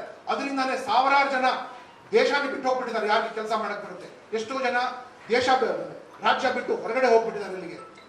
ಅಂತದ್ರಲ್ಲಿ ಇದೇ ವ್ಯವಸ್ಥೆ ಇವ್ರು ಬಿಟ್ರೆ ಅವರು, ಅವ್ರು ಬಿಟ್ರೆ ಇವರು. ಕೆಳಗಡೆ ಮಾತ್ರ ಕಾರ್ಯಕರ್ತರು ಜಗಳ ಮಾಡ್ಕೊಂಡಿರ್ತಾರೆ, ಮೇಲ್ ಮಾತ್ರ ನಾಯಕರು ಒಬ್ರಿಬ್ರು ಬಹಳ ಚೆನ್ನಾಗಿರ್ತಾರೆ. ನಿಮ್ಗೆ ನಾವು ನೋಡ್ಕೊಡ್ತೀವಿ, ನೀವು ನಮ್ಗೆ ನೋಡ್ಕೊಳ್ಳಿ ಅಂತ. ತುಂಬಾ ಒಳ್ಳೆ ಮಿತ್ರತೆ ಇವ್ರಿಗೆ. ಡಿನೋಟಿಫಿಕೇಶನ್ ಇರ್ಲಿ, ಸ್ನೇಹ ಇರ್ಲಿ, ಪ್ರೀತಿ ಇರ್ಲಿ ಅಂತ. ಇವತ್ತು ನಾನು ಈ ಪಕ್ಷದಲ್ಲಿ ಮಾನ್ಯ ಶ್ರೀ ಅರವಿಂದ್ ಕೇಜ್ರಿವಾಲ್ ಅವರ ನೇತೃತ್ವ ಹಾಗೂ ನಮ್ಮ ಹಿರಿಯ ನಾಯಕರು, ದೆಹಲಿಯ ಶಾಸಕರು ಹಾಗೂ ದೆಹಲಿಯ ಮುಖ್ಯ ಸಚೇತಕರ ಆದ ದಿಲೀಪ್ ಪಾಂಡೆ ಅವರ ನಾಯಕತ್ವ, ಮತ್ತೆ ಅವರು ಸಹ ದೇಶಕ್ಕೆ ವಾಪಸ್ ಬಂದಿದ್ದಾರೆ. ಅವ್ರಿಗೂ ಸಾಕಷ್ಟು ಕಷ್ಟಗಳಾದ್ರೂ ಸಹ ವಾಪಸ್ ಬಂದು ದೇಶಕ್ಕೆ ಸೇವೆ ಮಾಡ್ತೀವಿ ಅಂತ. ಅದೇ ರೀತಿಯಾಗಿ ಡಾಕ್ಟರ್ ದಾಮೋದರನ್ ಕೂಡ ಅವರು ಕೂಡ ಸ್ವಂತ ಶಕ್ತಿ ಮೇಲೆ ಹೊರಗಡೆ ಹೋಗಿ ಕೆಲಸ ಮಾಡಿ ವಾಪಸ್ ದೇಶಕ್ಕೆ ಬರಬೇಕು ಅಂತ ಹೇಳಿದ್ದಾರೆ. ಮತ್ತೆ ಕಳೆದ 10 ವರ್ಷಗಳಿಂದ ಅತ್ಯಂತ ಯಶಸ್ವಿಯಿಂದ ಶ್ರೀ ಪೃಥ್ವಿ ರೆಡ್ಡಿ ಅವರು ಕೂಡ ಆಮ್ ಆದ್ಮಿ ಪಕ್ಷವನ್ನು ಕರ್ನಾಟಕದ ಮೂಲೆ ತನಕ ತಗೊಂಡು ಹೋಗಿದ್ದಾರೆ. ಮತ್ತೆ ಅದೇ ರೀತಿಯಾಗಿ ನಮ್ಮ ವಿಜಯ್ ಶರ್ಮಾ ಅವರು, ಜಗದೀಶ್ ಅವರು. ಈಗ ಸಮಯ ಬಂದಿದೆ, ಬದಲಾವಣೆಗೆ ಸಮಯ ಬಂದಿದೆ. ಕರ್ನಾಟಕ, ನಿಮ್ಮ ವಾಚ್ ಚೇಂಜ್ ಆಗಿದೆ, ನಿಮ್ಮ ಟಿವಿ ಚೇಂಜ್ ಆಗಿದೆ, ನಿಮ್ಮ ಕಾರ್ ಚೇಂಜ್ ಆಗಿದೆ, ನಿಮ್ಮ ವ್ಯವಸ್ಥೆ ಚೇಂಜ್ ಆಗಿದೆ. ಯಾಕೆ ನಿಮ್ಮ ಆಡಳಿತ ಚೇಂಜ್ ಆಗಬಾರ್ದು? ನಿಮ್ದು ಯು ಡಿಸರ್ವ್ ಗುಡ್ ಗವರ್ನೆನ್ಸ್. ಎಲ್ಲಕ್ಕಿಂತ ಮುಖ್ಯವಾಗಿ ನಾವು ನಮ್ಮ ಪಕ್ಷದಲ್ಲಿ ಒಂದು ತ್ರಿಕೋಣದಲ್ಲಿ ಕೆಲಸ ಮಾಡ್ತೀವಿ. ಎಲ್ಲಕ್ಕಿಂತ ಮೇಲಿರೋ ನೇಷನ್, ಕಂಟ್ರಿ ಫಸ್ಟ್, ಯಾವಾಗಲೂ ದೇಶ ಫಸ್ಟ್. ಅದರ ನಂತರ ಜನಸಾಮಾನ್ಯ, ಕಾಮನ್ ಮ್ಯಾನ್, ಮತ್ತೆ ಅದರ ನೆಕ್ಸ್ಟ್ ನಮ್ಮ ಸಂವಿಧಾನ, ಕಾನ್ಸ್ಟಿಟ್ಯೂಷನ್. ಈ ಇಷ್ಟೊಳಗೇನೆ ನಾವು ನಮ್ಮ ಪಕ್ಷ ಕೆಲಸ ಮಾಡುವಂಥದ್ದು. ಇದು ಬಿಟ್ಟು ನಾವು ಹೊರಗಡೆ ಹೋಗಿ ಇಲ್ಲಿಗೆಲ್ಲ ಕೆಲಸ ಮಾಡುವಂಥದ್ದಲ್ಲ. ಇದು ಸ್ವಚ್ಛ ಆಡಳಿತ ಕೊಟ್ಟು ನಾವು ಒಬ್ಬರೊಬ್ಬರಿಗೆ ಮಾಧ್ಯಮದಲ್ಲಿ ಕಿತ್ತಾಟ ಮಾಡಿಕೊಂಡು ನಾವು ಯಾರು ರಾಜಕಾರಣಿ ಮೇಲೆ ವೈಯಕ್ತಿಕವಾಗಿ ನಾನು ಅಲಿಗೇಷನ್ ಮಾಡಕ್ ಹೋಗಲ್ಲ. ಆದ್ರೆ ಸಹ ಪ್ರತಿಯೊಬ್ಬರದ್ದು ಕತೆ ಪುರಾಣ ನಮ್ಗೆ ಚೆನ್ನಾಗಿ ಗೊತ್ತಿದೆ. ಪ್ರತಿಯೊಬ್ಬರದ್ದು ಫೈಲು, ಪ್ರತಿಯೊಬ್ಬರದ್ದು ಮಾಹಿತಿ ಕೂಡ ನಮ್ಮ ಹತ್ರ ಚೆನ್ನಾಗಿದೆ. ಅವರೇ ಎಲ್ಲ ಬಿಟ್ಕೊಟ್ಟಿರೋದು. ಒಬ್ಬರೊಬ್ಬರ ಬಗ್ಗೆ ಅಷ್ಟು ಪ್ರೀತಿಯಿಂದ ಮಾತಾಡ್ಕೊಳ್ತಾ ಇರ್ಬೋದು. ಅದ್ರ ಹೊರಗಡೆ ಅವ್ರಿಗೆ ಎಷ್ಟು ರೀತಿ. ಸೊ ಆ ರೀತಿಯ ಆಗಿರುವಾಗ ನಾನು ಕೇವಲ ಸಬ್ಜೆಕ್ಟ್ಗಳ ಮೇಲೆ ಮತ್ತೆ ಜನಸಾಮಾನ್ಯರಿಗೆ, ವಿಶೇಷವಾಗಿ ಮಹಿಳೆಯರಿಗೆ ಆಗ್ತಾ ಇರುವಷ್ಟು ತೊಂದರೆ ಇವತ್ತಿನ ದಿನ ಮಹಿಳೆಯರ ಹೆಸರಿನಲ್ಲಿ ಎಷ್ಟು ಖರ್ಚು ಮಾಡಬೇಕು ಅಂತ ಕೇಂದ್ರ ಸರ್ಕಾರ ದುಡ್ಡು ಕೊಟ್ಟರು ಸಹ ನಮ್ಗೆ CCTVಗಳು ಈ ಊರಲ್ಲಿ ಕೊಡಕ್ಕಾಗಿಲ್ಲ. 4 ವರ್ಷದಿಂದ ಯಾರು ಜಾಸ್ತಿ ಇದಕ್ಕೆ ಕಮಿಷನ್ ಕೊಡ್ತಾರೆ ಅಂತ ಅದೇ ಕಾರಣದಿಂದ ಒಂದ್ಸರ್ತಿ ಚೈನಾ ಅಂತಾರೆ, ಒಂದ್ಸರ್ತಿ ಕಮಿಷನ್ ಅಂತಾರೆ. ಅದರಿಂದ ಇದುವರೆಗೂ ಕೂಡ ಅದಕ್ಕೆ ಇಂಪ್ಲಿಮೆಂಟ್ ಮಾಡಕ್ಕಾಗಿಲ್ಲ. ಅದಕ್ಕೆ ಮಹಿಳೆಯರ ಸುರಕ್ಷತೆ ಬಗ್ಗೆ ನಾವು ಸರ್ಕಾರಗಳು ಬರೀ ಮಾತಾಡ್ತಾರೆ ಹೊರತು ನಾವೇನಾದ್ರೂ ಅವ್ರ ಮುಂದೆ ಇಟ್ರೆ ಅದು ನೋಡೋಣ, ಇದು ಮಾಡೋಣ, ಸಾಧಕ ಬಾಧಕದಿಂದ. ಆದ್ರೆ ದುಡ್ಡು ಮಾತ್ರ ಗಗನ ಇರುವಷ್ಟು ಖರ್ಚು ಮಾಡ್ಕೊಂಡು ಹೋಗ್ತಾರೆ. ಯುವಕರಿಗೆ ಇವತ್ತಿನ ದಿನ ಜನ ಕೆಲಸ ಹಿಂದೆ ಪರದಾಡ್ತಾ ಇದ್ದಾರೆ. ಎಷ್ಟೋ ಜನ ಮಕ್ಕಳು ಟ್ರೈನ್ಗೆ ಹೋಗ್ಬಿಟ್ಟಿದ್ದಾರೆ, ಯಾಕಂದ್ರೆ ಹೊಟ್ಟೆಪಾಡಿಗೆ ಏನಾದರೂ ಒಂದು ಮಾಡಬೇಕು ಅಂತ ಸುಳ್ಳು ಕೇಸ್ಗೆ ಒಳಗಾಗಿದ್ದಾರೆ. ಎಲ್ಲಾ ಪೊಲೀಸ್ ಅಧಿಕಾರಿಗಳಿಗೆ ಯಾವ್ದಾದ್ರು ಒಂದು MLA ಕಾರ್ಪೊರೇಟರ್ ಎಲ್ಲ ಸೇರಿ ಅವ್ರವ್ರ ಕಡೆಯಿಂದ ಹಾಕ್ಸ್ಕೊಂಡಿದ್ದಾರೆ. ಅವ್ರವ್ರ ಪಾಳೆಗಾರ್ತಾರೆ, ಅವ್ರು ನಿಂತ್ಕೊಳ್ಳಿಂದ ಪಾಪ ಪೊಲೀಸರಿಗೂ ಏನೋ ಅದರಿಂದ ಮಾಡಕ್ಕಾಗ್ತದೆ. ಒಟ್ಟಿನಲ್ಲಿ ದುರಾಡಳಿತ ಇದೆಲ್ಲ ಆಕಾಶಕ್ಕೂ ಪಾರಾಗಿ ಹುಟ್ಟೋಗ್ಬಿಟ್ಟಿದೆ. ಸಮಯ ಬಂದಿದೆ. ಪ್ರೀತಿ ಮಿತ್ರರೇ, ಕನ್ನಡಿಗರೇ, ಎಲ್ಲರಿಗೂ ತಾವು ಅವಕಾಶ ಕೊಟ್ಟಿದ್ದೀರಾ. ಆಮ್ ಆದ್ಮಿ ಪಕ್ಷದಲ್ಲಿ ತಾವು ನೋಡ್ತಾ ಇದ್ದೀರಾ. ತಾವು ಈ ಪಕ್ಷದಲ್ಲಿ ಎಲ್ಲ ಹೊಸಬರು ಇದಕ್ಕೆ ಸೇರ್ತಾ ಇದ್ದಾರೆ. ಪಂಜಾಬ್ ಅಲ್ಲಿ ಇರ್ಬೋದು, ದೆಹಲಿ ಇರ್ಬೋದು, ಜನಸಾಮಾನ್ಯರ ಬಗ್ಗೆ ಸೇರ್ತಾ ಇದ್ದಾರೆ. ನಮ್ಮ ಪಕ್ಷದಲ್ಲಿ ದುಡ್ಡು, ಜಾತಿ ಹಾಗೂ ಮತ್ತೆ ದುಡ್ಡು ಮತ್ತೆ ಜಾತಿ ಮತ್ತೆ ಧರ್ಮ ಬಿಟ್ಟು ಜನಸಾಮಾನ್ಯರು ಭಾರತೀಯ ಹಿಂದೂಸ್ತಾನಿಗಳು ಎಲ್ಲರಿಗೂ ಒಂದೇ ರೀತಿಯಾಗಿ ನಾವು ನೋಡಿ ಇನ್ಕ್ಲೂಸಿವ್ ಆಗಿ ಇಟ್ಕೊಂಡು ವಿಶೇಷವಾಗಿ ಮಹಿಳೆಯರಿಗೆ, ಹೆಣ್ಮಕ್ಕಳಿಗೆ, ಯುವಕರಿಗೆ, ಯುವತಿಯರಿಗೆ ಎಲ್ಲರಿಗೂ ಸೇರಿ ನಾವು ಒಂದು ಪ್ರಗತಿಯ ಹಾದಿಯಲ್ಲಿ ತೆಗೆದುಕೊಳ್ಳೋಕೆ ಒಂದು ಪ್ರಯತ್ನ ಮಾಡ್ತೀವಿ. ನಮ್ಮ ಜನ ತುಂಬಾ ಬುದ್ಧಿವಂತಿದ್ದಾರೆ. ನಾವೇನೆಲ್ಲರೂ ಎಲ್ಲ ವಿಷಯಗಳು ಅವ್ರು ಹೇಳ್ಕೊಡೋ ಅವಶ್ಯಕತೆ ಇಲ್ಲ. ಸ್ವಲ್ಪ ಅವ್ರಿಗೆ ಒಂದು ವಾತಾವರಣ ನಿರ್ಮಾಣ ಮಾಡಿಕೊಟ್ಟರೆ ಅವ್ರು ಏಕಾಏಕಿ ಮುಂದೆ ಹೋಗ್ತಾರೆ ಅವರು. ಸೊ ಅವರಿಗೆ ಒಂದು ವಾತಾವರಣ ಮಾಡಿಕೊಡೋಕ್ಕಾಗಿ ಆಮ್ ಆದ್ಮಿ ಪಕ್ಷ ಸಿದ್ಧವಾಗಿದೆ. ಮತ್ತೆ ಇವತ್ತಿನ ದಿನದಿಂದ ನಾವು ಮುಂದೆ ಚುನಾವಣೆ ಮುಂದಿನ 2023 ಬರಲಿದೆ. ಕೆಲವರು ಭಯದಿಂದ 20 ಡಿಸೆಂಬರ್ ಅಲ್ಲೇ ಮಾಡಬೇಕು ಅಂತಿದ್ದಾರೆ. ಮತ್ತೆ ಸಾಕಷ್ಟು ಚರ್ಚೆಗಳು ನಡೀತಾ ಇದೆ. ಈಗಾಗಲೇ ಮಹಾನಾಯಕರು ಕೂಡ ಬೆಂಗಳೂರಿಗೆ ಬಂದು ಒಂದು ಚುನಾವಣೆ ಗೊಟ್ಟೆ ಎಂದು ಘೋಷಣೆ ಮಾಡಿದ್ದಾರೆ. ನಮ್ಮ ನಾಯಕರು ಕೂಡ ಸಹ ಬಂದಿದ್ದಾರೆ. ನಮ್ಮ ಪಕ್ಷ ದುಡ್ಡಲ್ಲಿ ಬಡವರು ಇರ್ಬೋದು, ಆದರೆ ವಿಚಾರಗಳಲ್ಲಿ ಪ್ರಾಮಾಣಿಕತೆ ಒಳಗೆ ಎಲ್ಲಕ್ಕಿಂತ ಮೇಲ್ಪಟ್ಟು ನಾವು ಯಾರ ಹತ್ರ ಇಲ್ಲಿಗಲ್ ಆಗಿ ದುಡ್ಡು ತಗೊಳ್ಳೋದು ಅಥವಾ ಕಮಿಷನ್ ತಗೊಳ್ಳೋದು ಅಥವಾ ಇಂಥ ದುಡ್ಡು ತಗೊಂಡು ನಾವು ಹಾದಿ ತಪ್ಪಿಸುವಂಥದ್ದಲ್ಲ. ಸೊ ನಾವು ಸಹ ಅದಕ್ಕೆ ಪೂರ್ಣ ರೂಪದಲ್ಲಿ ತಯಾರಾಗಿದ್ದೀವಿ ನಾವು. ಮತ್ತೆ ನಾನು ಈ ವೇದಿಕೆ ಮೂಲಕ ನಮ್ಮ ಪಕ್ಷಕ್ಕೆ ಆಹ್ವಾನ ಮಾಡ್ತೀನಿ. ಯಾರ ಪ್ರಾಮಾಣಿಕರಿದ್ದಾರೆ, ಬೇರೆ ಪಕ್ಷದಲ್ಲಿ ಯಾರವ್ರಿಗೆ ಅವಕಾಶ ಸಿಗ್ಲಿಲ್ಲ, ಎಷ್ಟೋ ಕಡೆ 2, 3, 4 ಸರ್ತಿ ಗೆದ್ದಿರೋರ್ಗೆ, ಅವ್ರ ಕೈ ಕೆಳಗಿರೋರ್ಗೆ ಅವ್ರ ಪಕ್ಷದಲ್ಲಿ ಟಿಕೆಟ್ ಕೊಡೋಕೆ ಕೋಟ್ಯಾಂತರ ರೂಪಾಯಿ ಬೇಕಲ್ಲ. ಒಳ್ಳೆ ಜನ ಇದ್ದಾರೆ. ಅವ್ರಿಗೆ ನಾನು ನಮ್ಮ ಪಕ್ಷಕ್ಕೆ ಆಹ್ವಾನಿಸ್ತೀನಿ. ನಮ್ಮ ಪಕ್ಷದಲ್ಲಿ ತುಂಬಾ ಗೌರವವಾಗಿ ಬರಮಾಡ್ಕೊಂಡು ಅವ್ರಿಗೆ ಪೂರ್ಣ ರೀತಿಯಾಗಿ ನಮ್ಮ philosophy of honesty, integrity, common man, ಮಹಿಳೆಯರು, ಯುವಕರು ಮತ್ತೆ ಜನಸಾಮಾನ್ಯರ ಕಾಳಜಿ ಇಟ್ಕೊಂಡಿರೋರಿಗೆ ನಾವು ಸ್ವಾಗತವನ್ನು ಮಾಡುತ್ತಾ ಮುಂದೆ ಬರೋ ದಿನಗಳಲ್ಲಿ ಪ್ರತಿದಿನ ಕಾರ್ಯಕ್ರಮಗಳನ್ನು ಮಾಡಿ ಸರ್ಕಾರದ ವೈಫಲ್ಯಗಳನ್ನು ಕಡಾಖಂಡಿತವಾಗಿ ಮಾಧ್ಯಮಗಳ ಮೂಲಕ ನಾನು ಸರ್ಕಾರ ಗಮನಕ್ಕೆ ನಾವು ತರ್ತೀವಿ. ತೆರೆದೇ ಇದ್ದರೆ ನಾವು ಉಗ್ರ ಹೋರಾಟ ಎಲ್ಲ ಕಡೆ ಮೂಲೆಗೆ ನಾವು ಮಾಡ್ತೀವಿ. ಕರ್ನಾಟಕದ ಎಲ್ಲ 6,500 ಗ್ರಾಮ ಪಂಚಾಯತ್ರಿಂದ ಹಿಡಿದು ಬೆಂಗಳೂರು ವಿಧಾನಸೌಧ ತನಕ ಆಮ್ ಆದ್ಮಿ ಪಾರ್ಟಿ ಎಲ್ಲ ಕಡೆನೂ ಮುಂಬರೋ ದಿನಗಳಲ್ಲಿ ಕಾಣುತ್ತೆ. ನಮ್ಮ ಪರಕೆ ಎಲ್ಲ ಕಡೆ ಕಾಣುತ್ತೆ. ಸ್ವಚ್ಛತೆಯಿಂದ ನಾವು ಎಲ್ಲ ಕಡೆ ಶುರು ಮಾಡ್ತೀವಿ. ಪರಕೆ ಹಿಡ್ಕೊಂಡು ಎಲ್ಲಿ ಬೇಕಾದರೂ ನಾವು ಸ್ವಚ್ಛತೆ ಮಾಡ್ತಾ ಹೋಗ್ತಾ ಇದ್ದೀವಿ. ನಮ್ಗೆ ಯಾವ ರೀತಿಯ ಪರಕೆ ಹಿಡ್ಕೊಂಡು ಇತ್ಯಾದಿಗಳ ಬಗ್ಗೆ ನಮಗೆ ಮುಜುಗರ ಇಲ್ಲ. ನಮಗೆ ನಮ್ಮ ಹಿರಿಯ ನಾಯಕರು ಅರವಿಂದ್ ಕೇಜ್ರಿವಾಲ್ ಅವರಲ್ಲಿ, ನಮ್ಮ ದಿಲೀಪ್ ಅವರು, ಪೃಥ್ವಿ ರೆಡ್ಡಿ ಅವರು, ಮತ್ತೆ ನಮ್ಮ ರಾಜ್ಯ ಪ್ರಭಾರಿ ಅವರು, ಮತ್ತೆ ಪ್ರತಿಯೊಬ್ಬರು ಕೂಡ ಯಾವ ಕೆಲಸ ಬೇಕಾದರೂ ಮಾಡಕ್ಕೆ ಸಿದ್ಧವಾಗಿದ್ದೀವಿ. ಹಾಗೂ ಜನರ ವಿಶ್ವಾಸ, ಜನರ ಸೇವೆಗೆ ಮತ್ತೆ Karnataka deserves much better administration, and Bangalore also deserves much better administration. ನಾವು ಒಂದು ಅಂತಾರಾಷ್ಟ್ರೀಯ ನಗರ ಆಗಿದ್ದೀವಿ, ಅಂತಾರಾಷ್ಟ್ರೀಯ ರಾಜ್ಯ ಆಗಿದ್ದೀವಿ. ಪೊಲೀಸ್ ಕಮಿಷನರ್ ಆಗಿ ನಾನು ನೋಡಿದ್ದೀನಿ, ಭಾರತದ ಪ್ರತಿಯೊಂದು ರಾಜ್ಯಗಳಿಂದ ಕರ್ನಾಟಕಕ್ಕೆ ಜನ ಬಂದಿದ್ದಾರೆ. ಸುಮಾರು 80 ದೇಶಗಳಿಂದ ಜನ ನಮ್ಮ ಕರ್ನಾಟಕದಲ್ಲಿದ್ದಾರೆ. ಇದೇ ನಾವು ಕೆಟ್ಟ ಇಂಪ್ರೆಷನ್ ನಾವು ಕೊಡ್ತಾ ಇರೋದು. ಎಲ್ಲ ಬರೀ ದುರಾಡಳಿತದಿಂದ. ನಮಗೂ ಒಂದು ಅವಕಾಶ ಕೊಡಿ, ಪ್ರಾಮಾಣಿಕತೆಯಿಂದ ನಾವು ಕೆಲಸ ಮಾಡ್ತೀವಿ. ಮತ್ತೆ ನಮ್ಮೆಲ್ಲ ಎಲ್ಲರೂ ಪ್ರಾಮಾಣಿಕರಾಗಿದ್ದಾರೆ. ಇವತ್ತಿನ ದಿನ ನಮ್ಮ ಮಾಧ್ಯಮದ ಸ್ನೇಹಿತರು, ನಮ್ಮ ಪೊಲೀಸ್ ಆಯುಕ್ತರು ನನಗೆ ಬಹಳಷ್ಟು ಪ್ರೋತ್ಸಾಹ ಕೊಟ್ಟಿದ್ದಾರೆ. ನಮ್ಮ ಮಾಹಿತಿ ವಿಶ್ವಾಸಗಳಲ್ಲಿ ಜನಸಾಮಾನ್ಯ ತಗೊಳ್ಳೋದು ಕೈ ಮುಗಿದು ತಮ್ಮ ಕೇಳ್ಕೊತೀನಿ. ತಮ್ಮ ಸಹಕಾರ ಅಮೂಲ್ಯವಾದ ಸಹಕಾರ. ಯಾಕಂದ್ರೆ ತಾವೇ ನಮ್ಮ ಮಹಾಜನತೆ ತನಕ ಸಂದೇಶವನ್ನು ತಗೊಂಡು ಹೋಗಿ ತಾವೆಲ್ಲರೂ ಅವಕಾಶ ಕೊಟ್ಟಿದ್ದೀರಾ.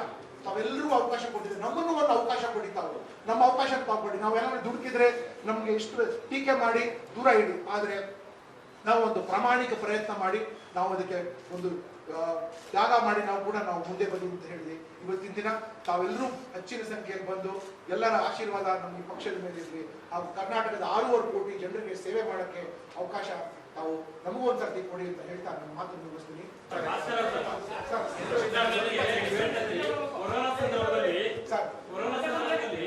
ಆಡಳಿತ ಕುಸಿತು, ಭ್ರಷ್ಟಾಚಾರ ಬೇರೆ ಮೀರಿತ್ತು ಅಂತ ಎಲ್ಲವನ್ನೂ ಹೇಳ್ತಾ ಇದ್ರ, ಈಗ ಹೇಳ್ತಾ ಇದ್ದಾರೆ. ಈಗ ಆಗ ಯಾಕೆ ಈ ವಿಚಾರ? ಅವಾಗ ನಾನು ಹೇಳಕ್ ಶಕ್ತಿ ಇತ್ತಾ? ನಾನು ಸಿಸ್ಟಮ್ ಒಳಗಡೆ ಇದ್ದೆ.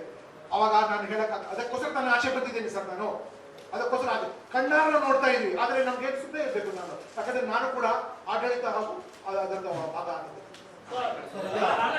ನೀವು ಪೊಲೀಸ್ ಕಮಿಷನರ್ ಆಗಿದ್ದಾಗ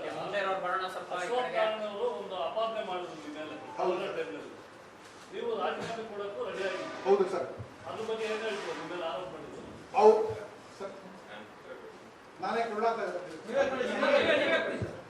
ಆ ದಿನ ಮಾನ್ಯ ಮುಖ್ಯಮಂತ್ರಿಗಳ ಸಭೆಯಲ್ಲಿ ನೇರವಾಗಿ 23 ಮಾರ್ಚ್ ಅನ್ಸುತ್ತೆ ಮಧ್ಯಾಹ್ನ ಸಮಯದಲ್ಲಿ ಮಾನ್ಯ ಮುಖ್ಯಮಂತ್ರಿಗಳು, ಉಪಮುಖ್ಯಮಂತ್ರಿಗಳು ಮತ್ತೆ ನಮ್ಮ ಅಂದಿನ ಗೃಹ ಸಚಿವರು ಮತ್ತೆ ಅನೇಕ ಸಚಿವರು ಮತ್ತೆ ಅನೇಕ ಹಿರಿಯ IAS ಆಫೀಸರ್ಗಳು ಕೂಡ ಕುಳಿತಿದ್ರು. ನಾವು ಪ್ರಾಮಾಣಿಕವಾಗಿ ಕೊರೋನಾ ಕಾಲದಲ್ಲಿ ಪೊಲೀಸ್ ಇಲಾಖೆ ರಸ್ತೆಯಲ್ಲಿ ಸೇವೆ ಮಾಡ್ತಾ ಇತ್ತು, ವೈದ್ಯಾಧಿಕಾರಿಗಳು ಹಾಗೂ BBMP ಅವರು ಆಸ್ಪತ್ರೆ ಒಳಗೆ ಮಾಡ್ತಾ ಇದ್ರು. ಏಕಾಏಕಿಯಾಗಿ ಅಂದಿನ ಮಾನ್ಯ ಉಪಮುಖ್ಯಮಂತ್ರಿಗಳಾದ ಶ್ರೀ ಅಶ್ವಥ್ ನಾರಾಯಣ ಅವರು ನೇರವಾಗಿ ಭಾಸ್ಕರ್ ರಾವ್ ಅವರು ಈ ಸ್ವಿಗ್ಗಿ, ಝೊಮ್ಯಾಟೊ ಇತ್ಯಾದಿಗಳಿಗೆ ಪಾಸ್ ಕೊಡೋದರಲ್ಲಿ ಭ್ರಷ್ಟಾಚಾರ ಮಾಡಿದಾರಂತ ಈಗ ಹೇಳಿದ್ರು. ಕೇಳಿದ ಕೂಡಲೇ ನನಗೆ ಎಷ್ಟು ಶಾಕ್ ಆಯ್ತು ಅಂದ್ರೆ, ಯಾಕೆಂದ್ರೆ ಅವ್ರ ಬಗ್ಗೆ ನನಗೆ ಎಷ್ಟು ಗೌರವ ಇತ್ತು. ಅದಕ್ಕಿಂತ 15-20 ದಿನ ಹಿಂದೆ ಅವ್ರ ಜನ್ಮದಿನ ಕೂಡ ಆಗಿದ್ರು. ಮನೆಗೆ ಹೋಗಿ ನಾನು ಇಷ್ಟು ಕೂಡ ಮಾಡಿ ಬಂದಿದ್ದೆ. ಯಾವತ್ತೂ ಕೂಡ ನಾನು ನಿರೀಕ್ಷೆ ಮಾಡಿಲ್ಲ, ಯಾಕೆಂದ್ರೆ ಹಿರಿಯ ನಾಯಕರ ಆಶೀರ್ವಾದ, ಹಿರಿಯ ನಾಯಕರ ಮಾರ್ಗದರ್ಶನ ನಮ್ಗೆ ಬೇಕು ಅಂತ. ನಿಜವಾಗ್ಲೂ ನನಗೆ ಶಾಕ್ ಆಯ್ತು, ಕಣ್ಣಲ್ಲಿ ನೀರು ಬಂದು ಬಹಳ ದುಃಖ ಆಯ್ತು. ಬಟ್ ಆದ್ರೂ ಸಹ ಎದ್ದು ನಿಂತ್ಕೊಂಡು ನಾನು ಹೇಳಿದೆ, ಸರ್ ತಮ್ಮ ಪಕ್ಕದಲ್ಲಿ ಕುತ್ಕೊಂಡು ನನ್ನ ಮೇಲೆ ಅಂತ ಆಪಾದನೆ ಮಾಡ್ತಾ ಇದ್ದಾರೆ, ತಾವು ಸುಮ್ಮನೆ ಇದ್ದೀರಾ, ಈ ತಕ್ಷಣನೇ ನನ್ನ ರಾಜೀನಾಮೆ ತಾವು ತಗೊಳ್ಳಿ, ಇನ್ನೊಬ್ಬ ಪೊಲೀಸ್ ಕಮಿಷನರ್ಗೆ ತಾವು ನೇಮಕ ಮಾಡಿ ನಾನು ಎದ್ದು ಹೋಗ್ತೀನಿ ಸರ್, ತಾವು ಯಾರಿಗಾದ್ರೂ ಇಟ್ಕೊಳ್ಳಿ ಅಂತ ನಾನು ಎದ್ದು ಹೋಗುವಾಗ ನನ್ನ ಪಕ್ಕದಲ್ಲಿ ಕುಳಿತಿರುವಂತ ಶ್ರೀ ರಜನೀಶ್ ಗೋಯಲ್ ಮತ್ತು ಶ್ರೀ ಅಮರ್ ಪಾಂಡೆ ಇಮಿಡಿಯೇಟ್ಲಿ ಕೂಡಿಸಿದ್ರು. ಮತ್ತೆ ಮಾನ್ಯ ಮುಖ್ಯಮಂತ್ರಿಗಳು ಕೂಡ ಕುತ್ಕೊಳ್ಳಪ್ಪ ನೀನು, ನಾನು ಹೇಳೋದು ನಿಮ್ಗೆ ಎಲ್ಲೂ ಹೋಗ್ಬಾರ್ದು ಅಂತ ಹೇಳಿ ಧೈರ್ಯ ಕೊಟ್ಟಿದ್ದಕ್ಕೆ ನಾನು ಅಲ್ಲಿ ವಾಪಸ್ ಅಲ್ಲಿ ಕೂತ್ಕೊಂಡೆ. ಮತ್ತೆ ಅಂದಿನ ಗೃಹ ಸಚಿವರು ಮತ್ತೆ ಈಗಿನ ಮುಖ್ಯಮಂತ್ರಿಗಳು ನನಗೆ ತಕ್ಷಣ ಅವರ ಕಚೇರಿಗೆ ಕರೆಸ್ಬಿಟ್ಟು ಪಾಪ ಕಣ್ಣಿನ ಹಾಕೊಂಡು ಹೇಳಿದಿರುವುದು, ನಿನಗೆಲ್ಲ ಇನ್ಸಲ್ಟ್, ಇದು ನನಗೆ ಇನ್ಸಲ್ಟ್ ಆದಂಗೆ ಅನಿಸ್ತು ಅಂತ ಅವರು ಕೂಡ ನನಗೆ ಅವ್ರಿಗೆ ಹೇಳಿದ್ರು. ಸೊ ಅದರಿಂದ ನನಗೆ ಅವ್ರ ವಿಶ್ವಾಸ ನನಗೆ ಅವ್ರ ಬಗ್ಗೆ ಎಲ್ಲ ನನಗೆ ಬಹಳ, ನಮ್ಮ ಸಚಿವರು, ನಮ್ಮ ಅಂದಿನ ಗೃಹ ಸಚಿವರು ಮತ್ತೆ ಮಾನ್ಯ ಮುಖ್ಯಮಂತ್ರಿಗಳು ನನಗೆ ಅಪಾರವಾದ ಗೌರವ ಇದೆ. ಅವರ ನಮ್ಮ 20-35 ವರ್ಷದ ಸ್ನೇಹಿತರು ಕೂಡ ಅವರು. ಸೊ ಆ ಸಮಯದಲ್ಲಿ ನಾನು ರಾಜೀನಾಮೆ ಕೊಟ್ಟು ಹೊರಗಡೆ ಬರಕ್ ತಯಾರಿದೆ, ಯಾಕಂದ್ರೆ ಸ್ವಾಭಿಮಾನ ಮುಖ್ಯ. ಎಲ್ಲರ ಮುಂದಾಗಿ ನಿಂತ್ಕೊಂಡು ಇವತ್ತು ಕೂಡ ಅವ್ರಿಗೆ ಒಬ್ಬ ಉಪಮುಖ್ಯಮಂತ್ರಿ ಆ ರೀತಿ ಅಲಿಗೇಷನ್ ಮಾಡಿದ್ರೆ ಅಲ್ಲಿ ಎಲ್ಲರೂ ಇರ್ತಾರೆ, ನನ್ನ ಮೇಲೆ ಒಂದು CBI ಇನ್ಕ್ವೈರಿ ಮಾಡ್ಬೋದಾಗಿತ್ತ, CID ಇನ್ಕ್ವೈರಿ ಮಾಡ್ಬೋದಾಗಿತ್ತಲ್ಲ, ಏನು ಮಾಡಿದ್ರೆ ವಾಪಸ್ ತಗೊಂಡಿದ್ದಕ್ಕೆ ಎಲ್ಲಾ ಕಡೆ ಅವರು ಎಲ್ಲೆಲ್ಲಿ ಹೋದ್ರೆ ಎಲ್ಲಾ ಕಡೆ ಅವ್ರ ಮೇಲೆ ಚೀತು ಅಂತ ಬೈದ್ರು. ಭಾಸ್ಕರ್ ರಾವ್ಗೆ ಎಷ್ಟು ವರ್ಷ ನಾನು ನೋಡಿದೀವಿ, ಅಲ್ಲಿ ಅನೇಕ ಹುದ್ದೆಗಳು ನೀವು ಮಾಡಿರೋದು ಸರಿ ಇಲ್ಲ ಅಂತ ಅವರೇ ನನಗೆ ಎಷ್ಟು ಕಡೆ ಹೋಗುವಾಗ ನಾವು ಹೋಗೋ ದೊಡ್ಡ ವ್ಯಕ್ತಿಗಳ ಹತ್ರ ಹೇಳುವಾಗ ಅವ್ರು ಅಶ್ವಥ್ ನಾರಾಯಣ ಅವ್ರು ಬಂದಿದ್ರು ಇಲ್ಲಿ, ಅವ್ರು ಹೇಳಿದ್ರ ಭಾಸ್ಕರ್ ರಾವ್ ವಿಷಯ ಬಿಟ್ಟು ಬೇರೆ ವಿಷಯ ಮಾತಾಡಿ ಅಂತ ಅವರೇ ಅಲ್ಲಿ ಕೇಳ್ಕೊಳ್ಳೋಷ್ಟು ಬಂದ್ರು. ಅದೇ ರಾತ್ರಿ ಮಾನ್ಯ ಮುಖ್ಯಮಂತ್ರಿಗಳ ಕರೆಸ್ಬಿಟ್ಟು ನನಗೆ ತುಂಬಾ ಧೈರ್ಯ ಹೇಳಿದ್ರು. ಅದರಿಂದ ನಾನು ವಾಪಸ್ ನಿಂತ್ಕೊಂಡೆ ಹೊರತಾಗ ಮಾನ್ಯ ಮುಖ್ಯಮಂತ್ರಿಗಳು ಶ್ರೀಮಾನ್ ಶ್ರೀ ಯಡಿಯೂರಪ್ಪನವರು ಅವ್ರ ಕಾಲದಲ್ಲಿ ನಾನು ಹಿಂದೆ ಸಾರಿಗೆ ಸಚಿವರ ಕೆಲಸ, ಸಾರಿಗೆ ಸಚಿವರ ಆಯುಕ್ತನ ಕೆಲಸ ನನ್ನ ಮೇಲೆ ವಿಶ್ವಾಸ ಇಟ್ಕೊಂಡು ಅವ್ರು ಕೊಟ್ಟರು.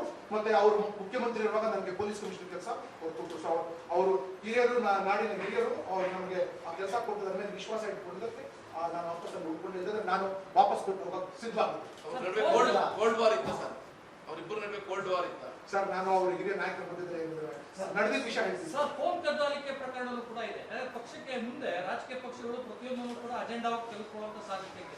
ಯಾಕಂದ್ರೆ ಆಪಿಂದು ಮೇನ್ ಅಜೆಂಡಾ ಒಂದು ಭ್ರಷ್ಟಾಚಾರದ ವಿರುದ್ಧ ಅನ್ನೋದು ಕೂಡ ಮೇನ್ ಇರುವಂತದ್ದು. ಆ ಫೋನ್ ಕದ್ದಾಲಿಕೆನೂ ಕೂಡ ಪಕ್ಷಕ್ಕೆ ಆ ಸಂದರ್ಭದಲ್ಲಿ ಮುಜುಗರ ತರುವಂತ ಸನ್ನಿವೇಶ ಸೃಷ್ಟಿಯಾದ್ರೆ ಯಾವ ರೀತಿ ಫೇಸ್ ಮಾಡ್ತಿದೆ ಸರ್?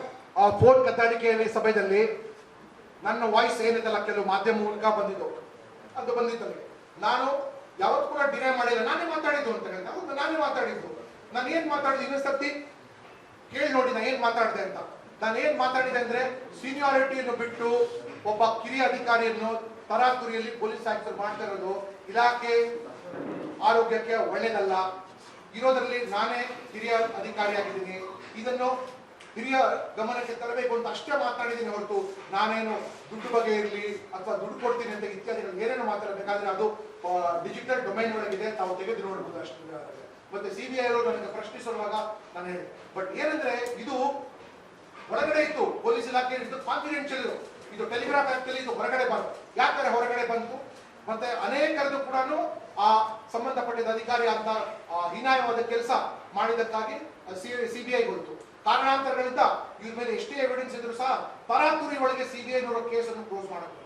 ನನಗೆ ಗೊತ್ತಾದ ಕೂಡಲೇ ಇಮಿಡಿಯೇಟ್ಲಿ ನಾನು ಇದಕ್ಕೆ ವಿಕ್ಟಿಮ್ ಆಗಿದ್ದೀನಿ ಅಂದ್ಬಿಟ್ಟು ಆ ಕೋರ್ಟ್ ಹತ್ರ ಹೋಗ್ಬಿಟ್ಟು ನಾನು ಪ್ರಾಮಾಣಿಕವಾಗಿ ನಾನು ಇದರ ವಿಕ್ಟಿಮ್ ಆಗಿದ್ದೀನಿ, ಇದು ಇನ್ವೆಸ್ಟಿಗೇಷನ್ ಮುಂದುವರಬೇಕು, ಯಾಕೆ ಇದು ಪಬ್ಲಿಕ್ ಡೊಮೈನ್ ಬಂತು ಅಂತ ಈ ಕೇಸ್ ಕ್ಲೋಸ್ ಮಾಡಬೇಡಿ, ಇದಕ್ಕೆ ಮುಂದಿನ ಇನ್ವೆಸ್ಟಿಗೇಷನ್ ಮಾಡಬೇಕು, ಯಾರು ಜವಾಬ್ದಾರಿ ಇದ್ದಾರೆ ಅವ್ರ ಮೇಲೆ ದೋಷಾರೋಪಣೆ ಪತ್ರ ಹಾಕಿ ಅಂತ ನಾನು ಕೇಳ್ಕೊಳ್ಳುವಾಗ ಮಾನ್ಯ ನ್ಯಾಯಾಧೀಶರು ಸಿಬಿಐ ಕೋರ್ಟ್ ಅಲ್ಲಿ ಆ ಕೇಸನ್ನು ವಾಪಸ್ ಬಂದ್ ಮಾಡಿಲ್ಲ. ಕೇಸಿನ ಫಿರ್ಯಾದಿ ಯಾರಿದಾರಲ್ಲ ಡಿಸಿಪಿ ಕುಲ್ದೀಪ್ ಕುಮಾರ್ ಜೈನ್ ಅವ್ರು ಕೂಡ ಹೇಳ್ಬಿಟ್ಟು ನನಗೆ ಅಭ್ಯಂತರ ಇಲ್ಲ ಅಂದ್ರೆ ಏನಿತ್ತು ಅಂದ್ರೆ ಕೇಸ್ ಮುಚ್ಚಾಕ್ಬಿಡ್ಬೇಕು ಅಂತ, ನಾನು ಏಕಾಂಗಿಯಾಗಿ ಕೇಸ್ ಮುಂದೆ ತನಿಖೆ ನಡೆಸಬೇಕು ಅಂತ. ಸೊ ಅವತ್ತಿನ ದಿನ ಡಿಸಿಷನ್ ಬಂತು, ಕೇಸ್ ಮುಂದುವರಿಸಬೇಕು. ಲಭ್ಯವಿರೋ ದಾಖಲೆಗಳ ಮೇಲಿಂದ ಏನೇನು ನಾವು ಸಿಬಿಐ ಕೋರ್ಟ್ ಮೇಲೆ ದಾಖಲೆ ಇದೆಲ್ಲ ನನಗೆ ಶಕ್ತಿ ಇಲ್ಲ ಸಿಬಿಐ ತನಕ ಹೋಗಕ್ಕೆ. ನನಗೆ ದೆಹಲಿ ಒಳಗೆ ಯಾರೋ ಪರಿಚಯ ಇಲ್ಲ. ನನಗೆ ನ್ಯಾಯಾಲಯದ ಬಗ್ಗೆ ನನಗೆ ಅಪಾರವಾದ ಗೌರವ ಇದೆ. ಅವರು ದೊಡ್ಡ ಸ್ಥಾನದಲ್ಲಿದ್ದಾರೆ. ನನಗೆ ನ್ಯಾಯ ದೊರಕಿಸ್ಕೊಟ್ಟು ಘನದತ್ತ ನ್ಯಾಯಾಧೀಶರು ಸಿಬಿಐಗೆ ಮುಂದಿನ ತನಿಖೆ ನಡೆಸಿ ಈ ಕೇಸ್ ಬರೋದಿಲ್ಲ ಅಂತ ಅವರು ಭ್ರಷ್ಟಾಚಾರದ ಬಗ್ಗೆ ತಾವು ಮಾತಾಡ್ತಾ ಇದ್ದೀರಿ. ಸರ್ ಭ್ರಷ್ಟಾಚಾರದ ಬಗ್ಗೆ ತಾವು ಅಥವಾ ತಮ್ಮ ಪಕ್ಷ ಮಾತಾಡ್ತಾ ಇದ್ದಾರೆ. ಹೌದು ಸರ್. ಇತ್ತೀಚಿನ ದಿನಗಳಲ್ಲಿ ಈಗ ಹಿಜಾಬ್ ಇರ್ಬೋದು, ಹಲಾಲ್ ಕಟ್ ಇರ್ಬೋದು, ಜಡ್ಕಾರ್ ಕಟ್, ಈ ರೀತಿಯ ಒಂದಿಷ್ಟು ಬೆಳವಣಿಗೆಗಳು ಆದ ವಿವಾದ ಕೂಡ ಶುರುವಾಗಿದೆ. ಸೊ ಈ ವಿಚಾರಗಳ ಬಗ್ಗೆ ನಿಮ್ಮ ನಿಲುವೇನು, ಪಕ್ಷದ ನಿಲುವು? ನೋಡಿ, ನಾನು ಸರ್ಕಾರ ಒಳಗಡೆ ಇದ್ದೀನಿ, ಸರ್ಕಾರ ಹೊರಗಡೆ ಇದ್ದೀನಿ. ಏನೇನು ವಿಚಾರಗಳು ಇವತ್ತು ಬಂದಿರಲ್ಲ, ಇವತ್ತು ನಾವೆಲ್ಲರೂ ಭಾರತೀಯರು, all of us are Indians. ಮತ್ತೆ ಇದೆಲ್ಲ ಏನ್ ನಿನ್ನೆ ಮೊನ್ನೆ ಹುಟ್ಕೊಂಡು ಬಂದಂತ ವಿಷಯಗಳಲ್ಲ. ಮುಖ್ಯವಾದ ವಿಷಯಗಳೇನಿದಲ್ಲ, ಬೆಲೆ ಏರಿಕೆ, ಜನಸಾಮಾನ್ಯರು ಸತ್ತು ಹೋಗ್ತಾ ಇದ್ದಾರೆ, ಅದರ ಬಗ್ಗೆ ಉತ್ತರ ಕೊಡಕ್ಕಾಗದೆ ಯಾವಾಗ ಇದೆಲ್ಲ ವಿಷಯಗಳು ಬರುತ್ತಲ್ಲ, ಅದೆಲ್ಲ ಮುಚ್ಚೋಗುತ್ತಲ್ಲ, ಅದಕ್ಕೆ ಒಂದಿಷ್ಟು ದಿನ ನಮ್ಮ ಈ ರಾಜ್ಯದ ಮುಖ್ಯ ವಿಷಯಗಳನ್ನು ಶ್ರೀಮಾನ್ ಶ್ರೀ ಪುಟಿನ್ ಅವರು ನಮ್ಗೆ ಕಾಪಾಡಿದ್ರು. ಯಾಕಂದ್ರೆ ಎಲ್ಲ ಪ್ರತಿದಿನ ನೀವು ಯುದ್ಧ ತೋರಿಸ್ತಾ ಇದ್ರಿ, ಇನ್ನೊಂದ್ ಸರ್ತಿ ಕೊರೋನಾ ತೋರಿಸ್ತಾ ಇದ್ರಿ. ಸೊ ಅದರಿಂದ ಏನೇನು ಇಶ್ಯೂಗಳು ಇದೆಲ್ಲ ಮೇನ್ ಇಶ್ಯೂಸ್ ನೀವು ಪ್ರಶ್ನೆ ಮಾಡ್ತಿರಲ್ಲ, ಅದರಿಂದ ಇಂಥ ವಿಷಯಗಳೆಲ್ಲ ತಂದು ಮೇಲಿಟ್ಟಿರೋದ್ರಿಂದ ಇದಕ್ಕೆ ಬರ. ಮತ್ತೆ ನಿಜವಾಗಿ ಕೇಳಬೇಕು ಅಂದ್ರೆ ಇಂಥ ವಿಷಯಗಳಲ್ಲ, ಇದು ಇವತ್ತಿನ ವಿಷಯಗಳಲ್ಲ, ಇದೆಲ್ಲ ಬಹಳ ದಿನಗಳಿಂದ ಬಂದಂತ ವಿಷಯಗಳಲ್ಲ. ಇದೆಲ್ಲ ಸಾಲ್ವ್ ಮಾಡಕ್ಕೆ ಸಾಧ್ಯ ಆಗುತ್ತೆ. ಮತ್ತೆ ಇದೆಲ್ಲ ಸಮಾಧಾನದಿಂದ ಮಾಡಿದ್ರೆ ಡೆಫಿನೆಟ್ ಆಗಿ ಸಾಲ್ವ್ ಆಗೇ ಆಗತ್ತೆ ಇದು. ಅದಕ್ಕೆ ಸರ್ಕಾರಕ್ಕೆ ಏನ್ ಬೇಕು, ಜನರಿಗೆ ಏನ್ ಬೇಕು, ಮತ್ತೆ ಸಂಘ ಸಂಸ್ಥೆಗಳು ಏನ್ ಬೇಕು ಕೂತು ಸಮಾಧಾನ ಮಾಡಿದ್ರೆ ಆಗತ್ತೆ ಹೊರತು ಮಾಧ್ಯಮ ಒಳಗೆ ಮುಸುಕಿನ ಗುದ್ದಾಟ ಮಾಡಿಕೊಂಡು ಒಬ್ಬರೊಬ್ಬರಿಗೆ ಹೆಸರು ಹೇಳಿ ಕಡೆಗಣಿಸಿದ್ರೆ ಆಗೋದಿಲ್ಲ. ಯಾಕಂದ್ರೆ ನಾವೆಲ್ಲರೂ ಒಟ್ಟಿಗೆ ಬದುಕಿರೋರು, ಇಷ್ಟು ವರ್ಷಗಳಿಂದ ಬದುಕಿದೀವಿ ಒಟ್ಟಿಗೆ. ಮತ್ತೆ ಏನೋ ಒಂದು 100 ವರ್ಷಗಳಿಂದ ಆಗಿರೋದು ಒಂದು ತಿಂಗಳು, ಒಂದೂವರೆ ತಿಂಗಳಿಂದ ಅದು ಸಾಲ್ವ್ ಮಾಡುವಂತ ವಿಷಯ ಅನ್ನೋದು. ಯಾಕಂದ್ರೆ ನಾವೇ ನೋಡ್ತೀವಿ, ನಮ್ಮ ದೇಶದ ಜನ, ರಾಜ್ಯದ ಜನ ಎಲ್ಲರೂ ಒಂದೇ DNA ಇರೋ ಜನ. ನಾವು ಬೇರೆ ಬೇರೆ ಧರ್ಮಗಳು ನಾವು ಪಾಲಿಸ್ತಾ ಇರ್ಬೋದು. ಆದ್ರೂ ಸಹ ನಾವು ಈ ಸಮಸ್ಯೆಗಳು ನಮ್ಮ ಕೈ ಒಳಗೆ ಇದೆ, ನಾವೇ ಸಾಲ್ವ್ ಮಾಡೋದು. ನನಗೆ ನಂಬಿಕೆ ಇದೆ, ಸರ್ಕಾರ ಏನೋ ಇದಕ್ಕೆ ಸಾಲ್ವ್ ಮಾಡುತ್ತೆ. ಮತ್ತೆ ಕೋರ್ಟ್ ಮತ್ತೆ ಮಾನ್ಯ ಹೈಕೋರ್ಟ್ ಮತ್ತೆ ಸರ್ಕಾರದಲ್ಲಿ ಇನ್ನೂ ನಾವು ಅವಕಾಶ sir. I am always of opinion ಎಸ್ಟಾಬ್ಲಿಷ್ಮೆಂಟ್ಗೆ ಟ್ರಸ್ಟ್ ಮಾಡೋಣ. ನಾವೇ ಆಯ್ಕೆ ಮಾಡಿದ್ದು ಇಟ್ಟರೆ ಸರ್ಕಾರ, ಅವ್ರ ಮೇಲೆ ನಂಬಿಕೆ ಇಟ್ಟು ಲೆಟ್ ದೆಮ್ ಸಾಲ್ವ್ ಇಟ್. ಅವ್ರು ವಿಫಲರಾದ್ರೆ ಆಮೇಲೆ ನಾವು ನಮ್ಮ ವಿಷಯಗಳನ್ನ ಹೇಳಿ ಬರಾದ್ರೆ ಸರ್ಕಾರ ಅದ್ರ ಬಗ್ಗೆ ಆಗಲೇ ಗಮನಕ್ಕೆ ತೆಗೆದುಕೊಂಡಿದ್ದಾರೆ. ನಮಗೆ ಅಪಾರವಾದ ಗೌರವ ಇದೆ. Government will come out with A proper solution for it. ಬರಲಿ, ಅವರು ಮಾಡ್ತಾರಂತ. ಮುಂದಿನ ಚುನಾವಣೆಯಲ್ಲಿ ನೀವು ಯಾವ ಕ್ಷೇತ್ರವನ್ನು ಆಯ್ಕೆ ಮಾಡ್ತೀವಿ? ವಿಶೇಷವಾಗಿ ಬೆಂಗಳೂರು ನಾವು ಸೊ ಏನಾದ್ರೂ ಒಂದು ಮಾಡೇ ಮಾಡ್ತೀವಿ. ಮತ್ತೆ ಕೇವಲ ನಾವು ಪಕ್ಷಕ್ಕೆ ಸುಮ್ಮನೆ ಖಾಲಿ ಬಿಲಿ ಬಂದು ಸೇರಿಲ್ಲ. ನಾವು ದೊಡ್ಡ ಇಂಪ್ಯಾಕ್ಟ್ ಮಾಡಕ್ಕೆ ನಮ್ಮ ಜೊತೆ ಬಹಳಷ್ಟು ಜನ, ಸಾವಿರಾರು ಜನ, ಲಕ್ಷಾಂತರ ಜನ ನಮ್ಮ ಪಕ್ಷಕ್ಕೆ ಬಂದು ಸೇರೋರಿದ್ದಾರೆ. ಎಲ್ಲರಿಗೂ ವಿಶ್ವಾಸಕ್ಕೆ ತೆಗೆದುಕೊಂಡು ನಾವೇನಾದ್ರೂ ದೊಡ್ಡ ರೀತಿಯಾಗಿ ನಾವು ಮಾಡೇ ಮಾಡ್ತೀವಿ. ಚುನಾವಣೆ ಬೇಕಾದ್ರೆ ನವೆಂಬರ್ಲಾದ್ರೂ ಮಾಡ್ಲಿ, ಮೇ ತಿಂಗಳಲ್ಲಾದ್ರೂ ಮಾಡ್ಲಿ, ಜನತೆ ಗೆಲುವಾಗಬೇಕು. ದಿಲೀಪ್ ಪಾಂಡೆ ಹೇಳಿದಂಗೆ Karnataka must win, Bangalore must win ಅಂತ ಆ ಘೋಷಣೆಯಿಂದ ನಾವು ಮಾಡ್ತಾ ಹೋಗ್ತೀವಿ. ಬೇರೆ ಯಾರೋ ಪೊಲೀಸ್ ಅಧಿಕಾರಿಗಳು ಸೇರ್ತಾರಾ? ಒಂದ್ ಸೆಕೆಂಡ್ ಸರ್. ಬೇರೆ ಯಾರಾದ್ರೂ ಪೊಲೀಸ್ ಅಧಿಕಾರಿಗಳು ಸೇರ್ತಾರಾ ತಮ್ಮ ಜೊತೆ? ನೋಡ್ತಾ ಇರಿ, ಒಳ್ಳೆಯವರು ಯಾವಾಗಲೂ ಆಹ್ವಾನಿಸ್ತೀವಿ. ಬಹಳ ಜನ ಬಂದಿದ್ದಾರೆ, ಬಹಳ ಜನ ನನಗೆ ಕರೆ ಮಾಡಿದ್ದಾರೆ, ಬಹಳ ಜನ ಅವರು ಈ ಆಡಳಿತ ನೋಡಿದ್ದಾರೆ. ಅವ್ರೊಂಥರ ಉಸಿರು ಕಟ್ಟು ಹೋಗಿರೋ ಬರೀ ಅಧಿಕಾರಿಗಳೊಂದಲ್ಲ, ಬಹಳ ಜನ ರಾಜಕಾರಣಿಗಳು ಅವರೇ ಬೇಸತ್ತಾಗಿ, ವಿಶೇಷವಾಗಿ ಯುವ ರಾಜಕಾರಣಿಗಳು ಬೇರೆ ಬೇರೆ ಪಕ್ಷದಲ್ಲಿ ಬೇರೆ ಕೆಲವರಿಗೆ 3 ಸಾರ್ತಿ 4 ಸಾರ್ತಿ ಗೆಲ್ಸೋರು ಇರ್ತಾರಲ್ಲ, ಅವ್ರಿಗೆ ಪ್ರತಿಭೆ ಇದೆ. ಅವ್ರು ಏನಾದ್ರು ಟಿಕೆಟ್ ಕೊಡಬೇಕು, ನಿಮ್ಗೆ ಯಾಕಪ್ಪ ಟಿಕೆಟ್ ಬೇಕು, 2 ಕೋಟಿಗಳು ಒಂದು ಟಿಕೆಟ್ ಮಾರಾಟದಿಂದ ಅವ್ರಿಗೂ ಸಾಕಾಗಿದೆ. ಅಂತವ್ರು ಕೂಡ ನಮ್ಮ ಜೊತೆ ಸಂಪರ್ಕದಲ್ಲಿದ್ದಾರೆ, ನಮ್ಮ ನಾಯಕರ ಜೊತೆ ಸಂಪರ್ಕದಲ್ಲಿದ್ದಾರೆ, ಅವರು ಕೂಡ ಬರಲಿದ್ದಾರೆ, ಅವರ ಅವಕಾಶ ಇದೆ. ಬಟ್ ನಾವು ಪ್ರಾಮಾಣಿಕವಾಗಿರೋರು, ಸ್ವಚ್ಛವಾಗಿರೋರು, ಸಾರ್ವಜನಿಕ ಜೀವನದಲ್ಲಿ ಸ್ವಚ್ಛತೆ ಪ್ರದರ್ಶನ ಮಾಡಿ ಅಂತವ್ರಿಗೆ ಮಾತ್ರ ನಮ್ಮ ಪಕ್ಷದಲ್ಲಿ ಆಯ್ಕೆ ಇದೆ ಹೊರತು ಇದು ಕೇವಲ ಸುಮ್ಮನೆ ಅಲ್ಲಿ ಟಿಕೆಟ್ ಸಿಗ್ಲಿಲ್ಲ, ಈ ಟಿಕೆಟ್ ಸಿಗ್ದ, ಆಮ್ ಆದ್ಮಿ ಪಾರ್ಟಿ ಟಿಕೆಟ್ ಭಾಸ್ಕರ್ ಅವರು ಬಿಜೆಪಿ ಭಾಗಕ್ಕೂ ಕೂಡ ತಟ್ಟಿದ್ರು, ಕಾಂಗ್ರೆಸ್ ಭಾಗಕ್ಕೂ ಕೂಡ ತಟ್ಟಿದ್ರು. ಎರಡು ಕೂಡ ಆಗದೆ ಇದ್ದಾಗ ಅನಿವಾರ್ಯವಾಗಿ ಆಮ್ ಆದ್ಮಿ ಬಂದ್ರು ಅನ್ನುವಂತ ಮಾತುಗಳು ಕೂಡ ಇದೆ. ಯಾರು ಹೇಳ್ತಾರೆ ಸರ್? ಸ್ವಯಂ ನಿವೃತ್ತಿ ವಿಚಾರ ಸರ್ ನೋಡಿ, ನನ್ನ ತುಂಬಾ ಆತ್ಮೀಯ ಸ್ನೇಹಿತರು ಭಾರತೀಯ ಜನತಾ ಪಕ್ಷದಲ್ಲೂ ಇದ್ದಾರೆ ಸರ್, RSS ಅಲ್ಲಿ ಕೂಡ ಇದ್ದಾರೆ ಸರ್, ಕಾಂಗ್ರೆಸ್ ಅಲ್ಲಿ ಕೂಡ ಇದ್ದಾರೆ ಸರ್, ಜನತಾ ದಳದಲ್ಲಿ ಕೂಡ ಇದ್ದಾರೆ ಸರ್, ನಿಮಗೆ ಮತ್ತೆ ಹಿಂದೆ KJP ಅಂತ ಮಾಡಿದ್ರು ಅಲ್ಲಿ ಕೂಡ ಇದ್ದಾರೆ ಸರ್. ಯಾಕಂದ್ರೆ ಕರ್ನಾಟಕದಿಂದ ನಾನು ಸೇವೆ ಮಾಡಿದ್ದೀನಿ ಸರ್, 3 ಮೂಲೆಗೂ ಸೇವೆ ಮಾಡಿದ್ದೀನಿ. ಎಲ್ಲಾ ಜನರ ಜೊತೆ ನನ್ನ ಒಡನಾಟ ಇತ್ತು ಸರ್, ಮಿತ್ರರು ಎಲ್ಲಾ ಕಡೆ ಇತ್ತು ಸರ್. ಬಟ್ ಆದ್ರೆ ಇದು ನನ್ನ ಸ್ವಂತ ಆಯ್ಕೆ. ಬಟ್ ಆದ್ರೆ ವಿಶ್ಲೇಷಣೆ ಕೊಡಬೇಕು ಅಂದ್ರೆ ಇದು ನನ್ನ, it is my decision to join Aam Aadmi party.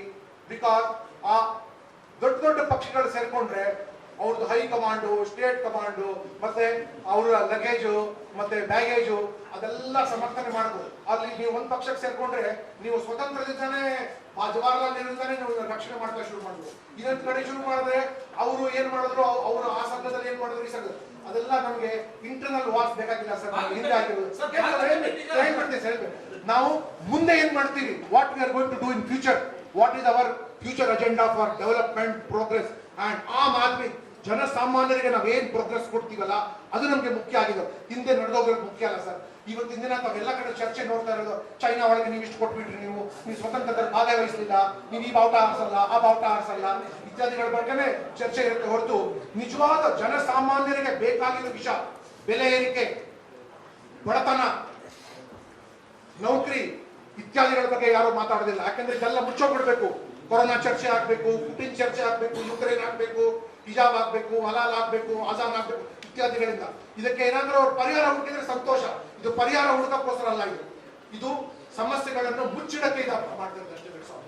Sir, ಈಗ ಕರ್ನಾಟಕದಲ್ಲಿ ಒಂದು ವಿಷಯ ಆಡ್ ಮಾಡಬೇಕು. ಭಾಸ್ಕರ್ ರಾವ್ ಅಂತ ಪ್ರಾಮಾಣಿಕ ವ್ಯಕ್ತಿಗೆ ಅಂತ ಪಕ್ಷದಲ್ಲಿ ಬೆಲೆ ಇಲ್ಲ, ನಮ್ಮ ಪಕ್ಷದಲ್ಲಿ ಬೆಲೆ ಇದೆ. ಸರ್, ತಾವು ಒಬ್ಬ ದಕ್ಷ ಅಧಿಕಾರಿ ಮತ್ತು ಅಪಾರವಾದಂಥ ಅನುಭವ ಉಳ್ಳುವವರು, ಅದರಲ್ಲಿ 2 ಮಾತಿಲ್ಲ.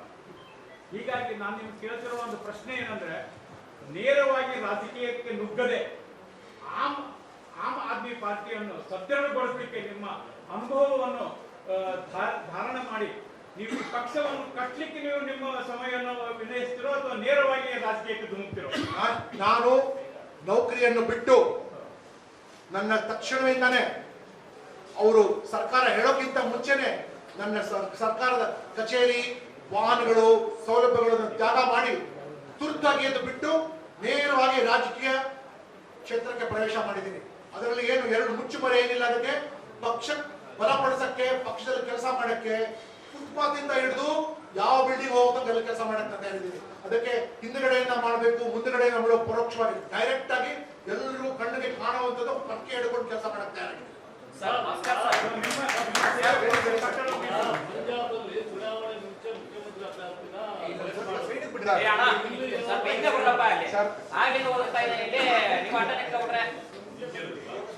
ಕುತ್ಕೊಳ್ಳಿಲ್ವಾ?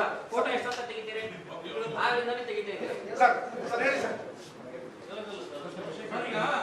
ಸರ್, ಈ ಕಡೆಗೆ ಸರ್ ಆಗ್ಲೇ ನೀವು ಜಾತಿ ಮತ್ತು ಹಣರಹಿತ ಅಂತ ಮಾತುಗಳನ್ನು, ಅಂದ್ರೆ ಕರ್ನಾಟಕದ ರಾಜಕೀಯ ಇತಿಹಾಸವನ್ನ ನೋಡಿದ್ರೆ ಜಾತಿ ಅನ್ನೋದು ಬಹಳ ಪ್ರಮುಖವಾಗಿ ಇಲ್ಲಿ ಕೆಲಸ ಮಾಡುತ್ತೆ.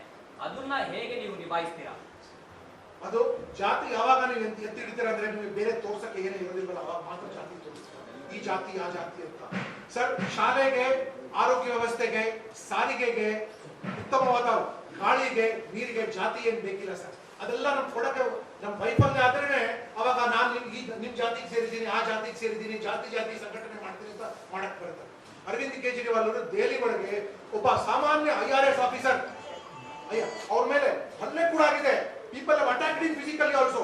ಬಟ್ ಆದ್ರೂ ಸಹ ಅವ್ರು ನಿಂತ್ಕೊಂಡು ಅವರಿಗೆ ಸ್ಟುಡ್ ಹಿಸ್ ಗ್ರೌಂಡ್ ನಿಂತ್ಕೊಂಡು ಅವರು ಮಾಡಿ ಅವ್ರು ಮಾಡ್ತೋರ್ಸಿದ್ದಾರೆ. ದೆಹಲಿ ಒಳಗೆ ಯಾವ್ದಾದ್ರು ನಾವು ಜಾತಿ ಆಧಾರದ ಮೇಲೆ ಮಾಡಿದ್ರೆ ದೆಹಲಿ ಒಳಗೆ ಎಲ್ಲಾ ಜಾತಿ ಜನ ಇದ್ದಾರೆ. ಪಂಜಾಬ್ದಲ್ಲಿ ಕೂಡ ಎಲ್ಲಾ ಜಾತಿ ಜನ ಇದ್ದಾರೆ. ಜಾತಿ ಆಧಾರದ ಮೇಲೆ ಆಮ್ ಆದ್ಮಿ ಪಾರ್ಟಿ ಯಾವತ್ತು ಕೂಡ ಓಟ್ ಕೊಡೋದು ಅಥವಾ ಜಾತಿ ಪಂಜಾಬ್ ಬೇರೆ ದೆಹಲಿ ಬೇರೆ. ಸರ್ ಆದ್ರೂ ಸಹ ಸರ್ ಎಲ್ಲಾ ಕಡೆನೂ ಅದೇ ರೀತಿ ಬರೋಕ್ಕಾಗತ್ತೆ. ಏನ್ ಕರ್ನಾಟಕದ ಜನ ಮುಗ್ಧರಿರ್ಬೋದು, ಮೂರ್ಖರಲ್ಲ ಸರ್.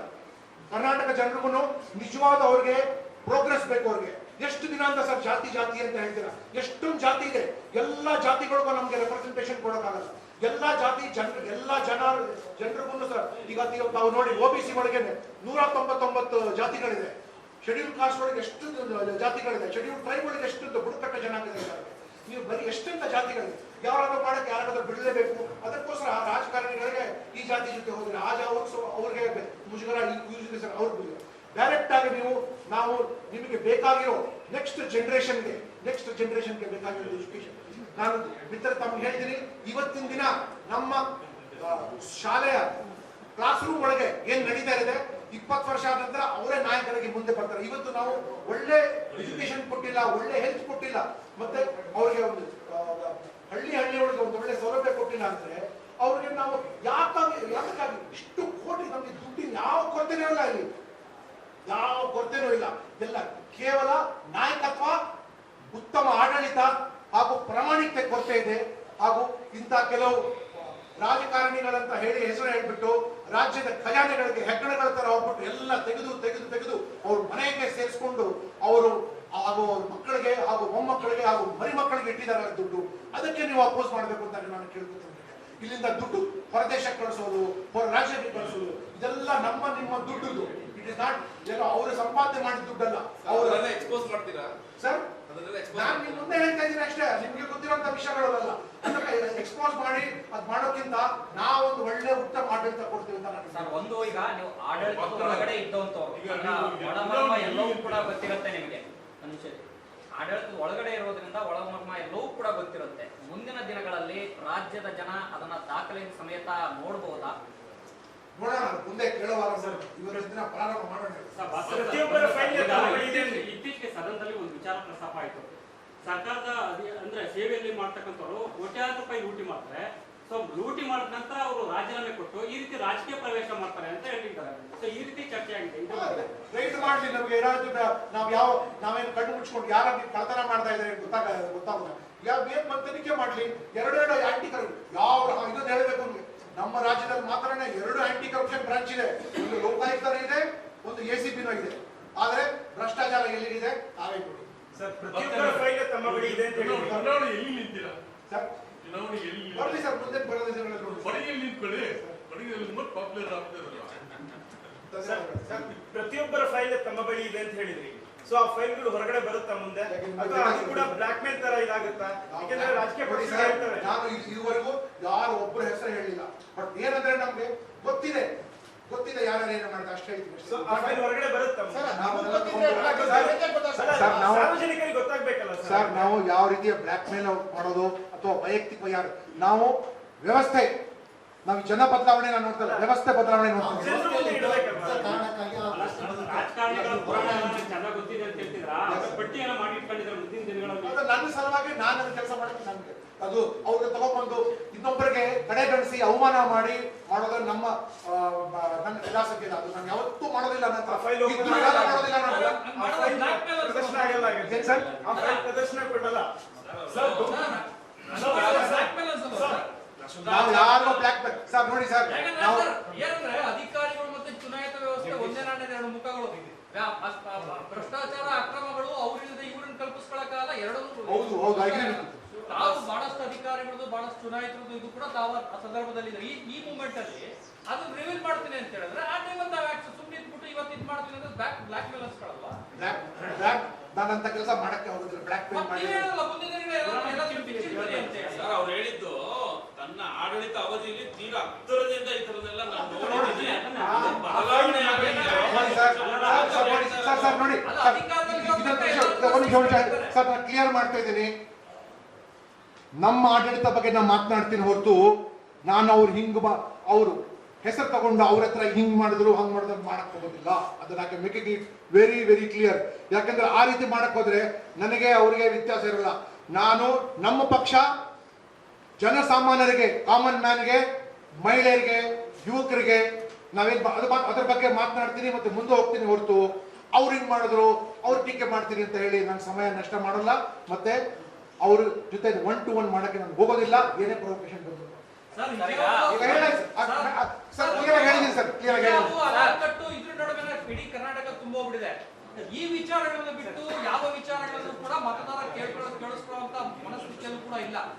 ಇದ್ರ ನಡುವೆ ತಾವು ಯಾವ ವಿಚಾರಗಳನ್ನು ಗಮನಿಸ್ತೀರಾ ಅಂತ ಹೇಳಿ ಮಾತಾಡಿ ಸರ್ ಎಲ್ಲರಿಗೂ ಧನ್ಯವಾದಗಳು ಸರ್. ನಿರಂತರವಾದ ಆಶೀರ್ವಾದ, ಸ್ನೇಹ, ಪ್ರೀತಿ ಇರಲಿ ಸರ್. ಪೊಲೀಸ್ ಇಲಾಖೆಯಲ್ಲಿರುವಾಗ ನೀವು ಹಿರಿಯರು ಎಲ್ಲರೂ ಕೂಡ ನಮಗೆ ಆಶೀರ್ವಾದ ಮಾಡಿದ್ದೀರಾ. ಮುಂದೆ ಬರೋ ದಿನಗಳು ಕೂಡ ನಮ್ಮ ಆಶೀರ್ವಾದ ಬೇಕು ಅಂತ ಕೇಳ್ತಾ ನನ್ನ ಮಾತನ್ನು ಮುಗಿಸ್ತೀನಿ. ಜೈ ಹಿಂದ್.